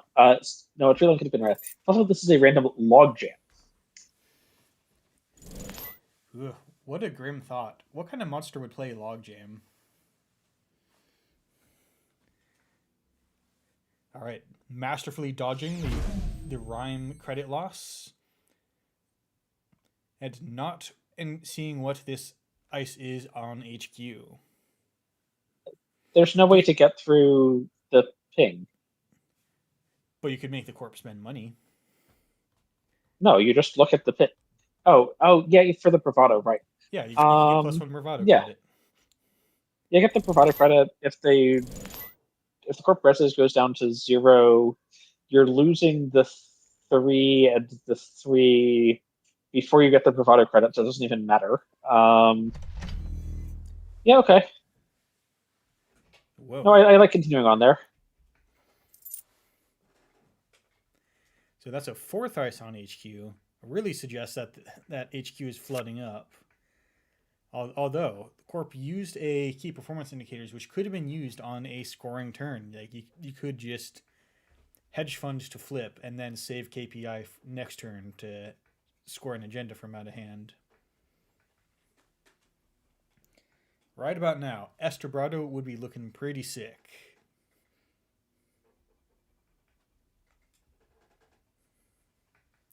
Are you seeing Estebrado? You're seeing... Well, I'm saying if the runner manages to draw it by this point. Sure, but where do I play it? I mean, am I just Estebradoing archives?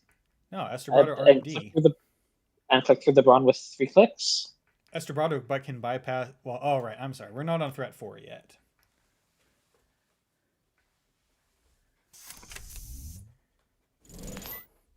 Ooh, window. And Hermes, possibly threatening to get rid of all these advancement counters on that middle ice on HQ. It's a rhyme. I think this rhyme is going to be a 1 credit loss. Not even. There's no credits in the runner's bank account. Sorry, I don't think you could hear the quotation marks of a 1 credit loss. Well, I'm sorry. I didn't hear your air quotes there. Yes, exactly. Now, notably, Rhyme does make Melandrisham's life harder because the ice has to be 3 strength or less. True, but Ping unfortunately does not get above 3. Over the qualification. And now we might be looking at having to pay 6 to re-res the Bran. Or no, not. Nope, Ping fired. And now flooding a tag at 1 credit. And with Nebula flipped, this is looking a pretty rough position. And now there are 2 tags. Now floating 2 tags.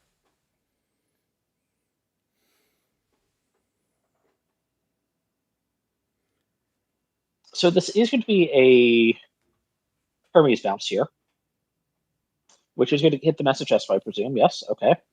Yep, that loses a lot of advancement counters. Sorry, I should say the Legend Message Chespa, we've never actually seen this card. And we may never get confirmation. Even if the corp says that that's what it was. Can we believe them? Mm-hmm.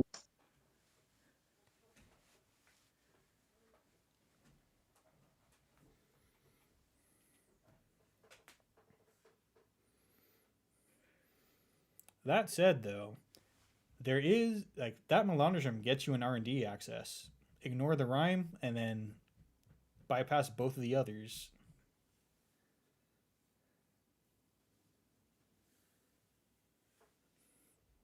Or you could just arrow into R&D for an extra card, if we're going to ignore tags anyways. Yeah. I don't think these tags are getting cleared.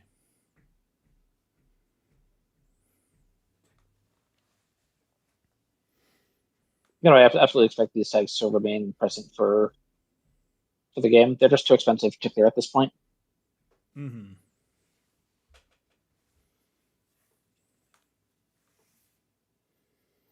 Spinning back in some non-agendas. R&D is pretty light right now. 2 extra cards will be a significant percentage of the potential accesses.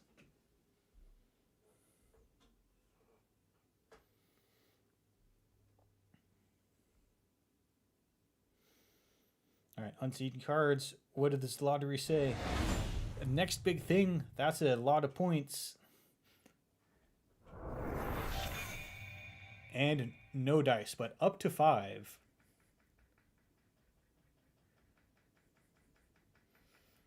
Notably, despite accessing R&D, Eru does not turn into a run on R&D, so Nebula is still on the extra click side. This is true. I don't exactly know what scoring patterns they have available with 6 credits, though. I mean, if you have an extra KPI, you can just install Advanced Play KPI. And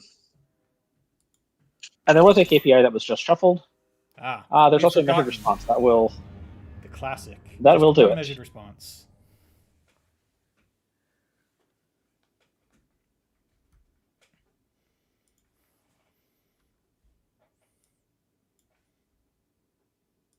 All right. Let's see. How long do we have left in the round? We have 14 minutes left in the round.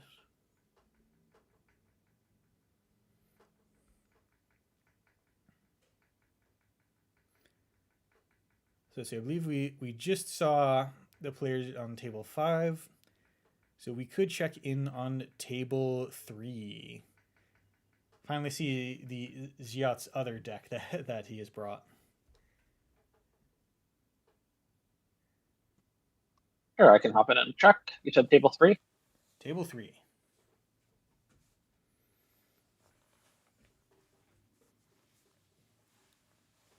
Table 3 appears to have just finished.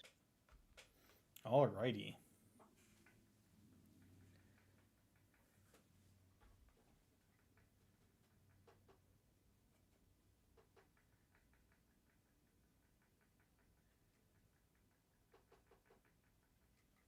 See, and I think one player just disappeared out of table 5. That one might have wrapped up too.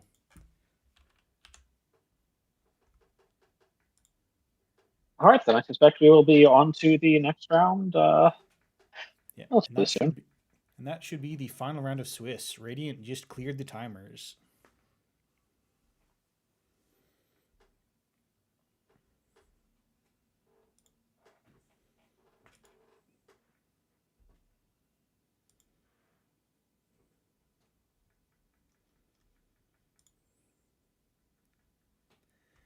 All right, if we take a look at round 5 results,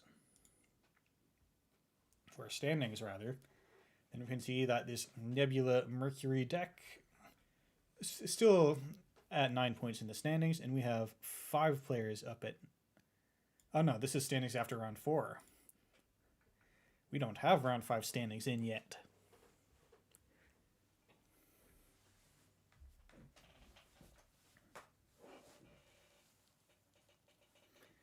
We are coming into the final round. I believe as this is an AMT, we are not going to a top cut. We are just going to let the standings stand at the end of round 6.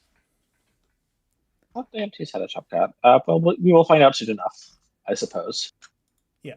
If there turns out to be a top cut, then we'll just stream the top cut. Standings after 4 rounds. Sam, conclude the round. We can't see.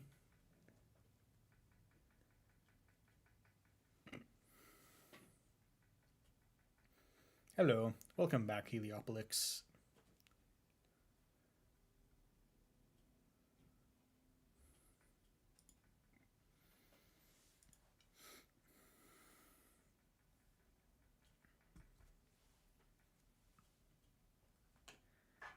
All right, I believe we have not seen Lou yet. There's 2 of them, although they were both playing on the runner side last round.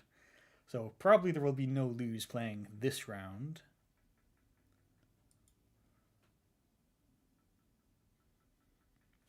And after 5 rounds, we see 3 players at 12 points.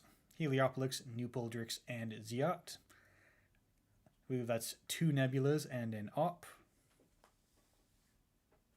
And then at 9 points, Sidro ahead in strength of schedule, followed by Kabloo and Sauce. Meanwhile, in the pairings, no, that's still around 5. We are counting down the seconds until the TO presses the pairing button.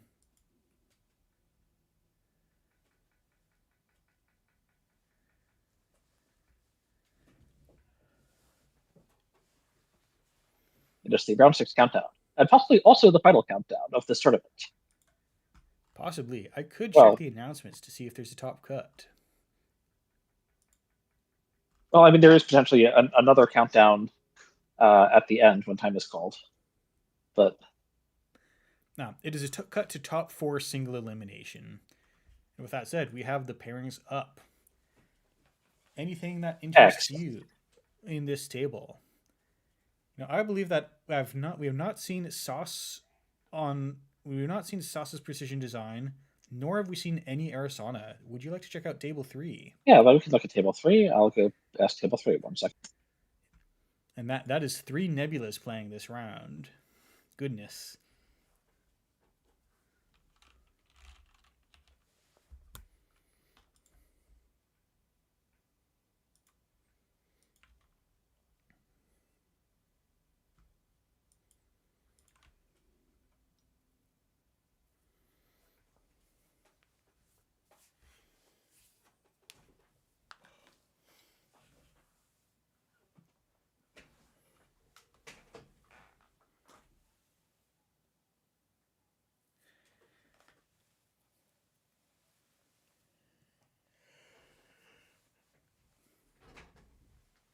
We're starting to get some players falling off, so we're slowly reducing the number of tables still in it.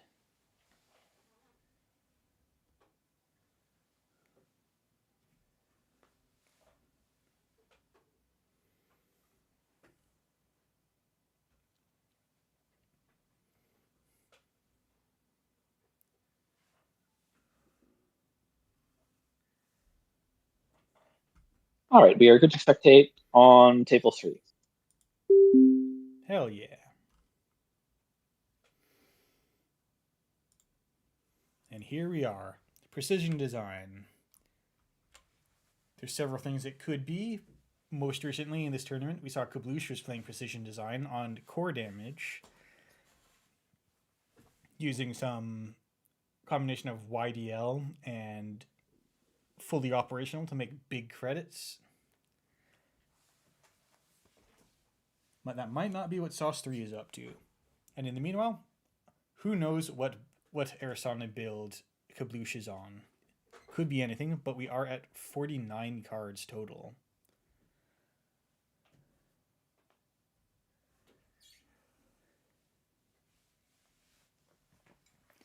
It's a classic Shaper deck building, really. There's just too many cards and you can't bring yourself to cut down to 45.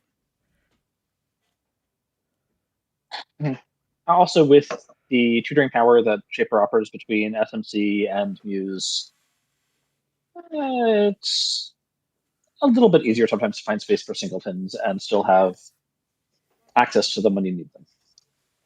Mm-hmm.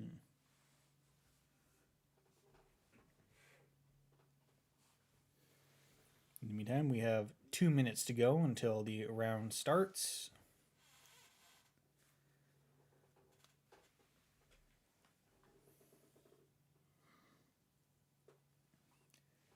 Well, we had our interview earlier on how Baramu and I felt about the ban list. How do you feel about the ban list update?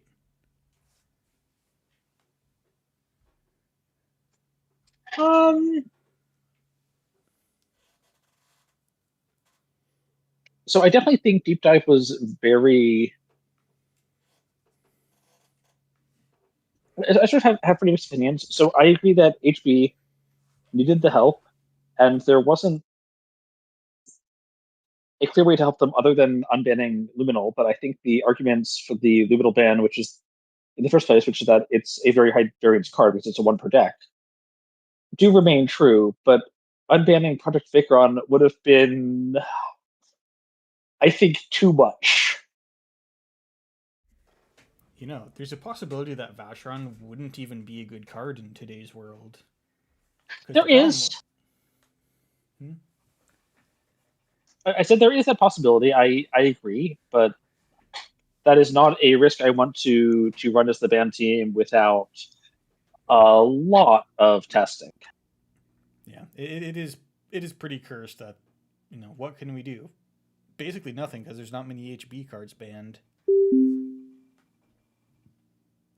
Mm-hmm.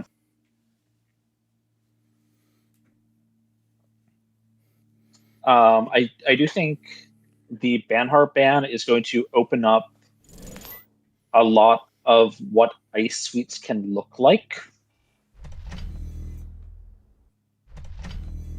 Yeah, I'll probably stop importing envelopment into random factions fishing for Banhart kills.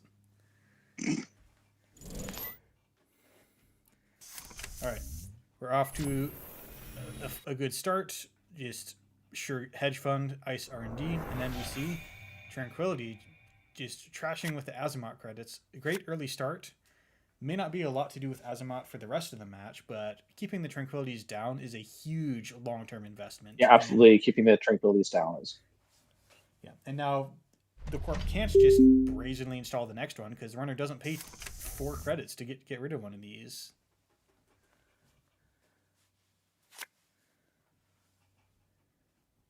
Mm-hmm. In the meantime, no hint of what Ersan is up to, although there are 2 stone chip chart rooms, possibly tech into a kill meta. Yeah, this one's been relatively kill-oriented, and stone chip chart rooms are a pretty good way to stay safe. But of course, they're being cashed in for card draw immediately in here. HB is not generally a deck list that I'm worried about killing me, and if they are killing me, it's probably core damage. All right. And the stone chip chart rooms are not saving me. We see Illumination, the reason you play turn 1 ice, but Arisana probably has something.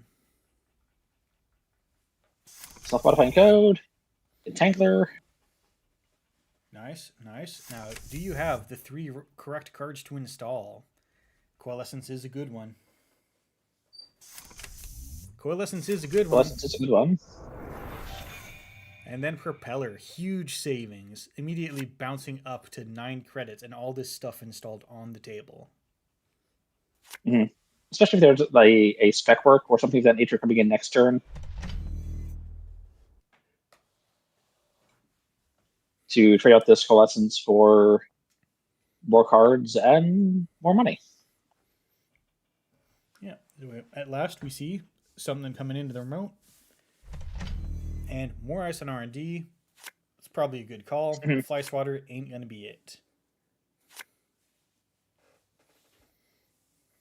It's actually coming in seeing this Illumination. I was thinking some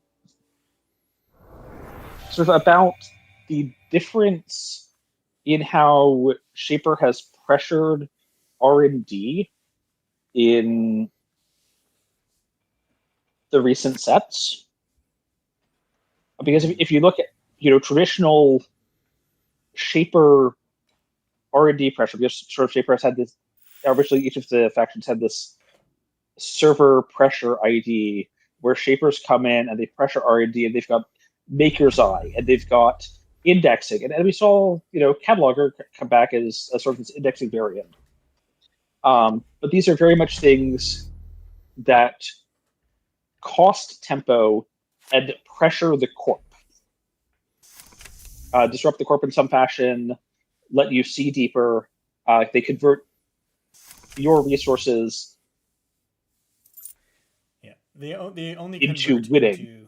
They convert tempo into winning. They don't convert cards into tempo. But now we've seen Illumination, and then also we saw Joyride, which is the same thing. Go run R&D, and then draw, what, 5? It is draw 5. It's though so many cards. It's so many, but it never lands. It's so terrible. I've seen Joyride pop off sometimes. I've seen Joyride get stuck in my hand sometimes too. And that is an off-world office. Great score. Instead of ending this turn on 5 credits, you get to have 12. And Precision Design brings back a hedge fund. So it looks like no Seamless to be found.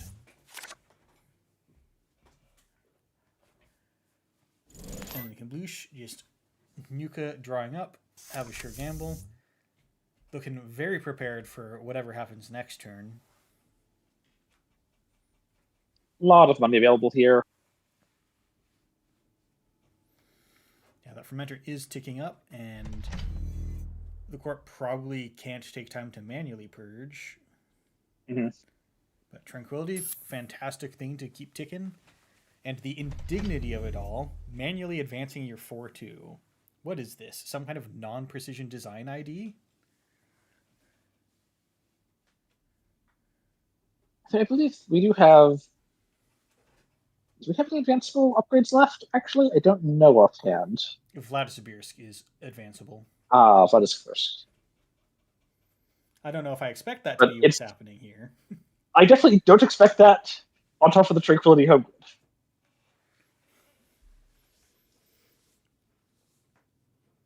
Even JNet wouldn't allow such a thing. I think that's called gridlock.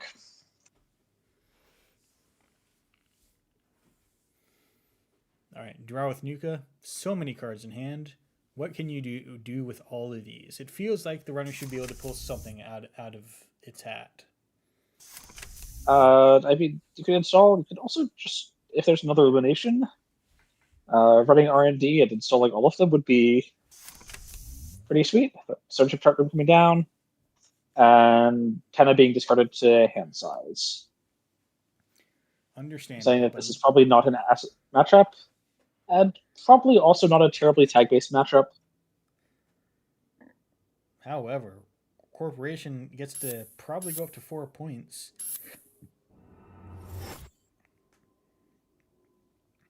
Off-world Office, so powerful. Way more than I think the designers expected. So my question for you is...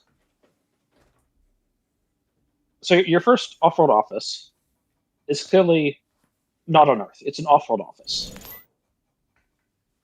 Is your second off-world office allowed to be in the same place off Earth? So off-world office, Suite 12 versus Suite 13. I don't see why not. Yeah, I could just have 2 off-world offices in Highland City. Mm-hmm. I don't need to have one in Highland City and then put one on, I don't know, Deimos. All right, that is In the Groove. So we didn't mention this, but In the Groove is active. And installing some stuff with installing Piece of Sharon with Arisana, and then probably going to install another card with Baya Bands. Get another In the Groove trigger. This whole deck might end up on the table. It's also very possible to just burn the symbol chips here while the In Groove is active for the card draw. Yeah, you can just flicker Coalescences, gain money, and keep drawing cards. And then secretly, In the Groove can also give you credits. Especially if there's pressure coming in.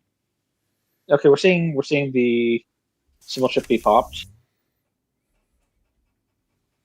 and this In the Groove is secretly giving credits. It's actually just giving 1 credit right there. Mm-hmm.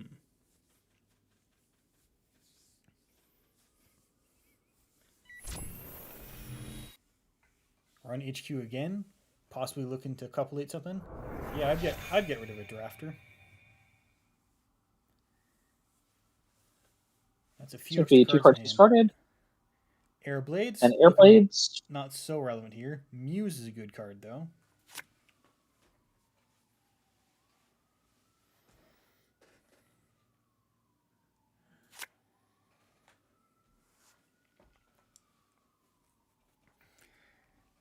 I'm always tempted to just type cards into the game chat to check the text, but that would be interfering. But I wonder if there's some plan to illumination a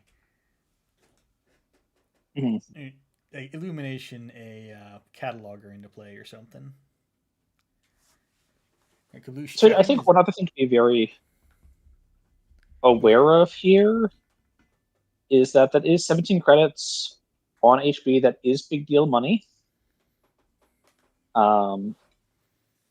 and installing onto the Tranquility gets you the 1 credit for the advance.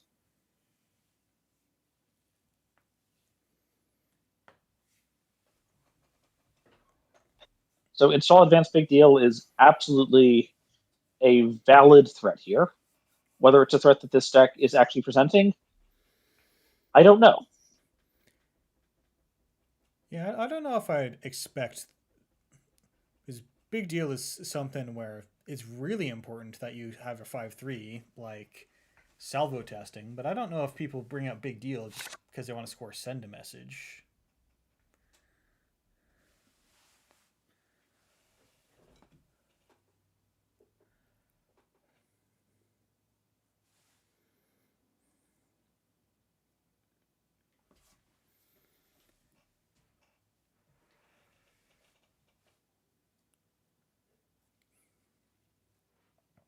Kabloo here, a little bit click constrained. You probably want to take the fermenter money. Probably have to use all these cards that are in your grip now. And maybe you should think about checking that remote. Oh, knick-knack. That'll get rid of the coalescence for you. But not solve this problem of all these cards in your hand.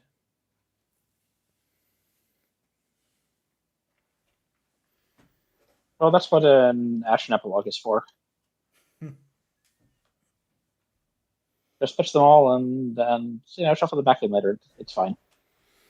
You think someone would do that? Just go on Jinteki.net and play Ashen Epilogue? Alright, nothing but ice. And 1 seamless sitting in HQ. There is an SMC in the heap. So there's so much being out is awkward because there's actually MU limitations. Yeah. So does force a trash of something? I mean, there are all these Pisha styles, just not yet contributing any clicks to the runner. Alright, click ferment for Just for fermenting 12. for 12. That's a good click. And getting rid of In the Groove, Fermenter, and Game Dragon. That's a lot of big discards. And there's a vulnerability audit.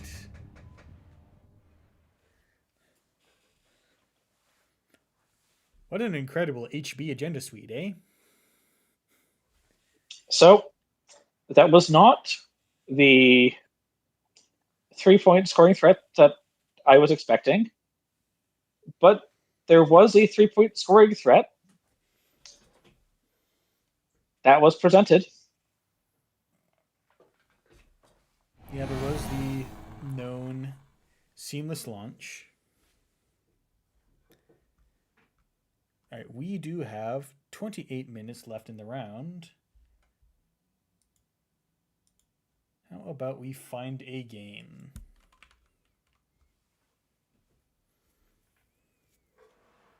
Sure. Did you have one in mind?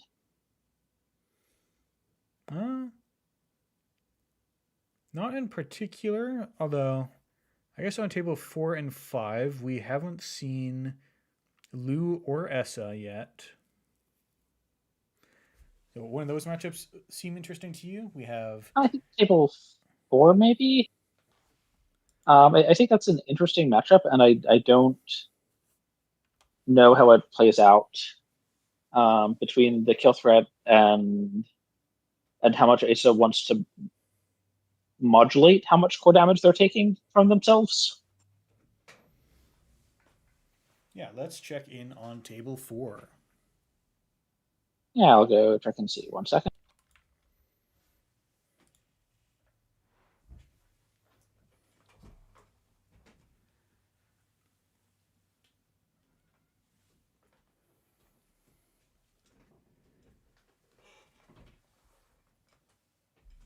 All right, we are good on table 4. Alrighty. Oh, got to zoom out a bit. It looks like we have a bit of a clown car remote building on server 2. 2 new cards coming in. Marrow, great card to have, and only 2 core damage, so Jimothy here has a very high hand size. A lot of credits waiting on that fermenter. Yeah, and also this cacophony. In fact, this looks like Pailu's cacophony. See the dag, where you score an agenda, cacophony gets itself a counter, and dag charges the cacophony.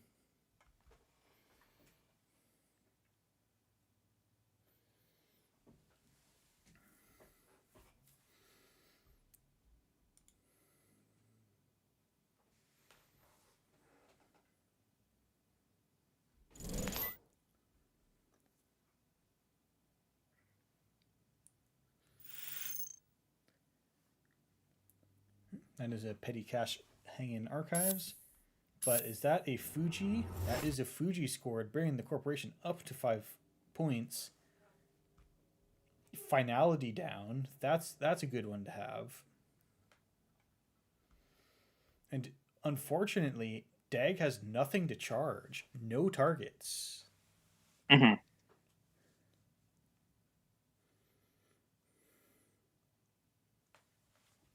Yeah, sort of always spending out your last power counter is always a little potentially awkward.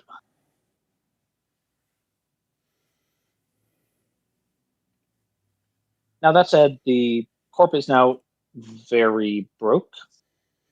Yeah, There's able to probably come into server too. There's also in 4 cards in archives. Now there are stings in the list. But Sting only does 1 damage because the corp doesn't have any. Mm-hmm.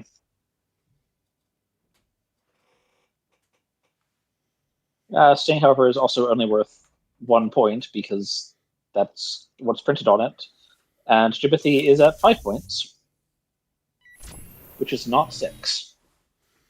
All right, send in the Botulus. You get to just break 1 subroutine.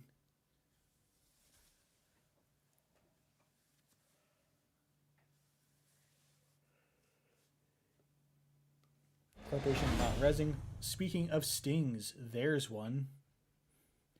And that is... So I thought we wouldn't see any more cacophony triggers, but it looks like we are going to have more cacophony. Do you check archives at this point? And we also the check on archives. Now that the sting, there's sting, and there's potentially 2 regenicides, regenipodes. Regenipedes. As a full playset of Boto in archives. And a lot of the usual suspects for Alco in here. Mm-hmm.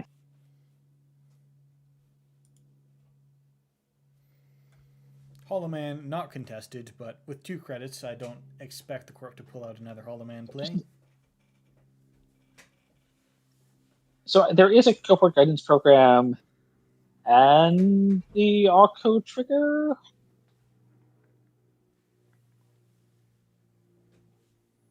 Like this could trash a petty cache.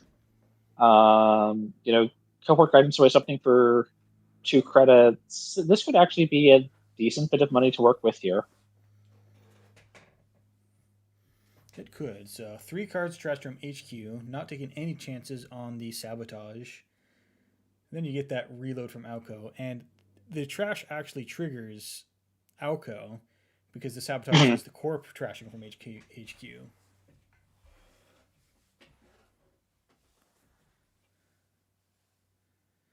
All right, 3rd card from R&D also thrown in the trash. And cohort cycles a card, gains 2 credits.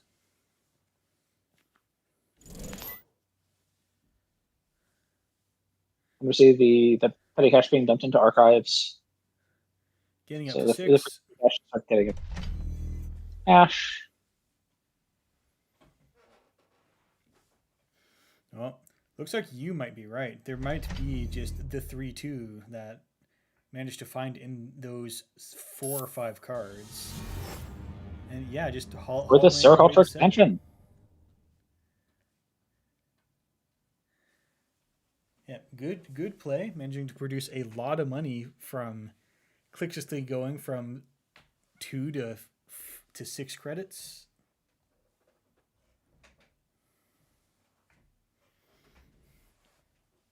All right, and then that leaves us with 20 minutes in the round remaining. So that was table 4. Table 2 is still going, which is Nebula versus Sable. Sure, I'll hop in and see. 1 second. No, table 2 is no longer going. They Table 2 is have over. Table 2 is over. Okay. Let's see. Actually, hang on. Radiant just said that there is no cut, so this might be the end.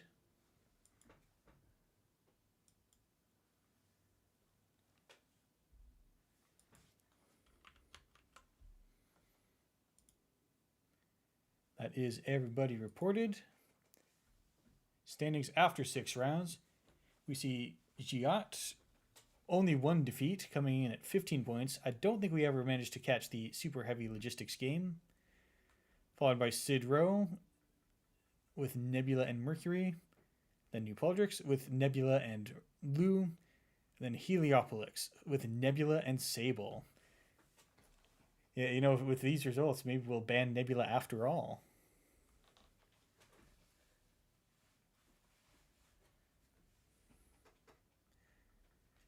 And yes, that is the end of the tournament. Thank you everyone for watching, and thank you Thrantar for coming to join me for the last couple rounds. Yeah, thank you for having me. And that has been the Americas AMT.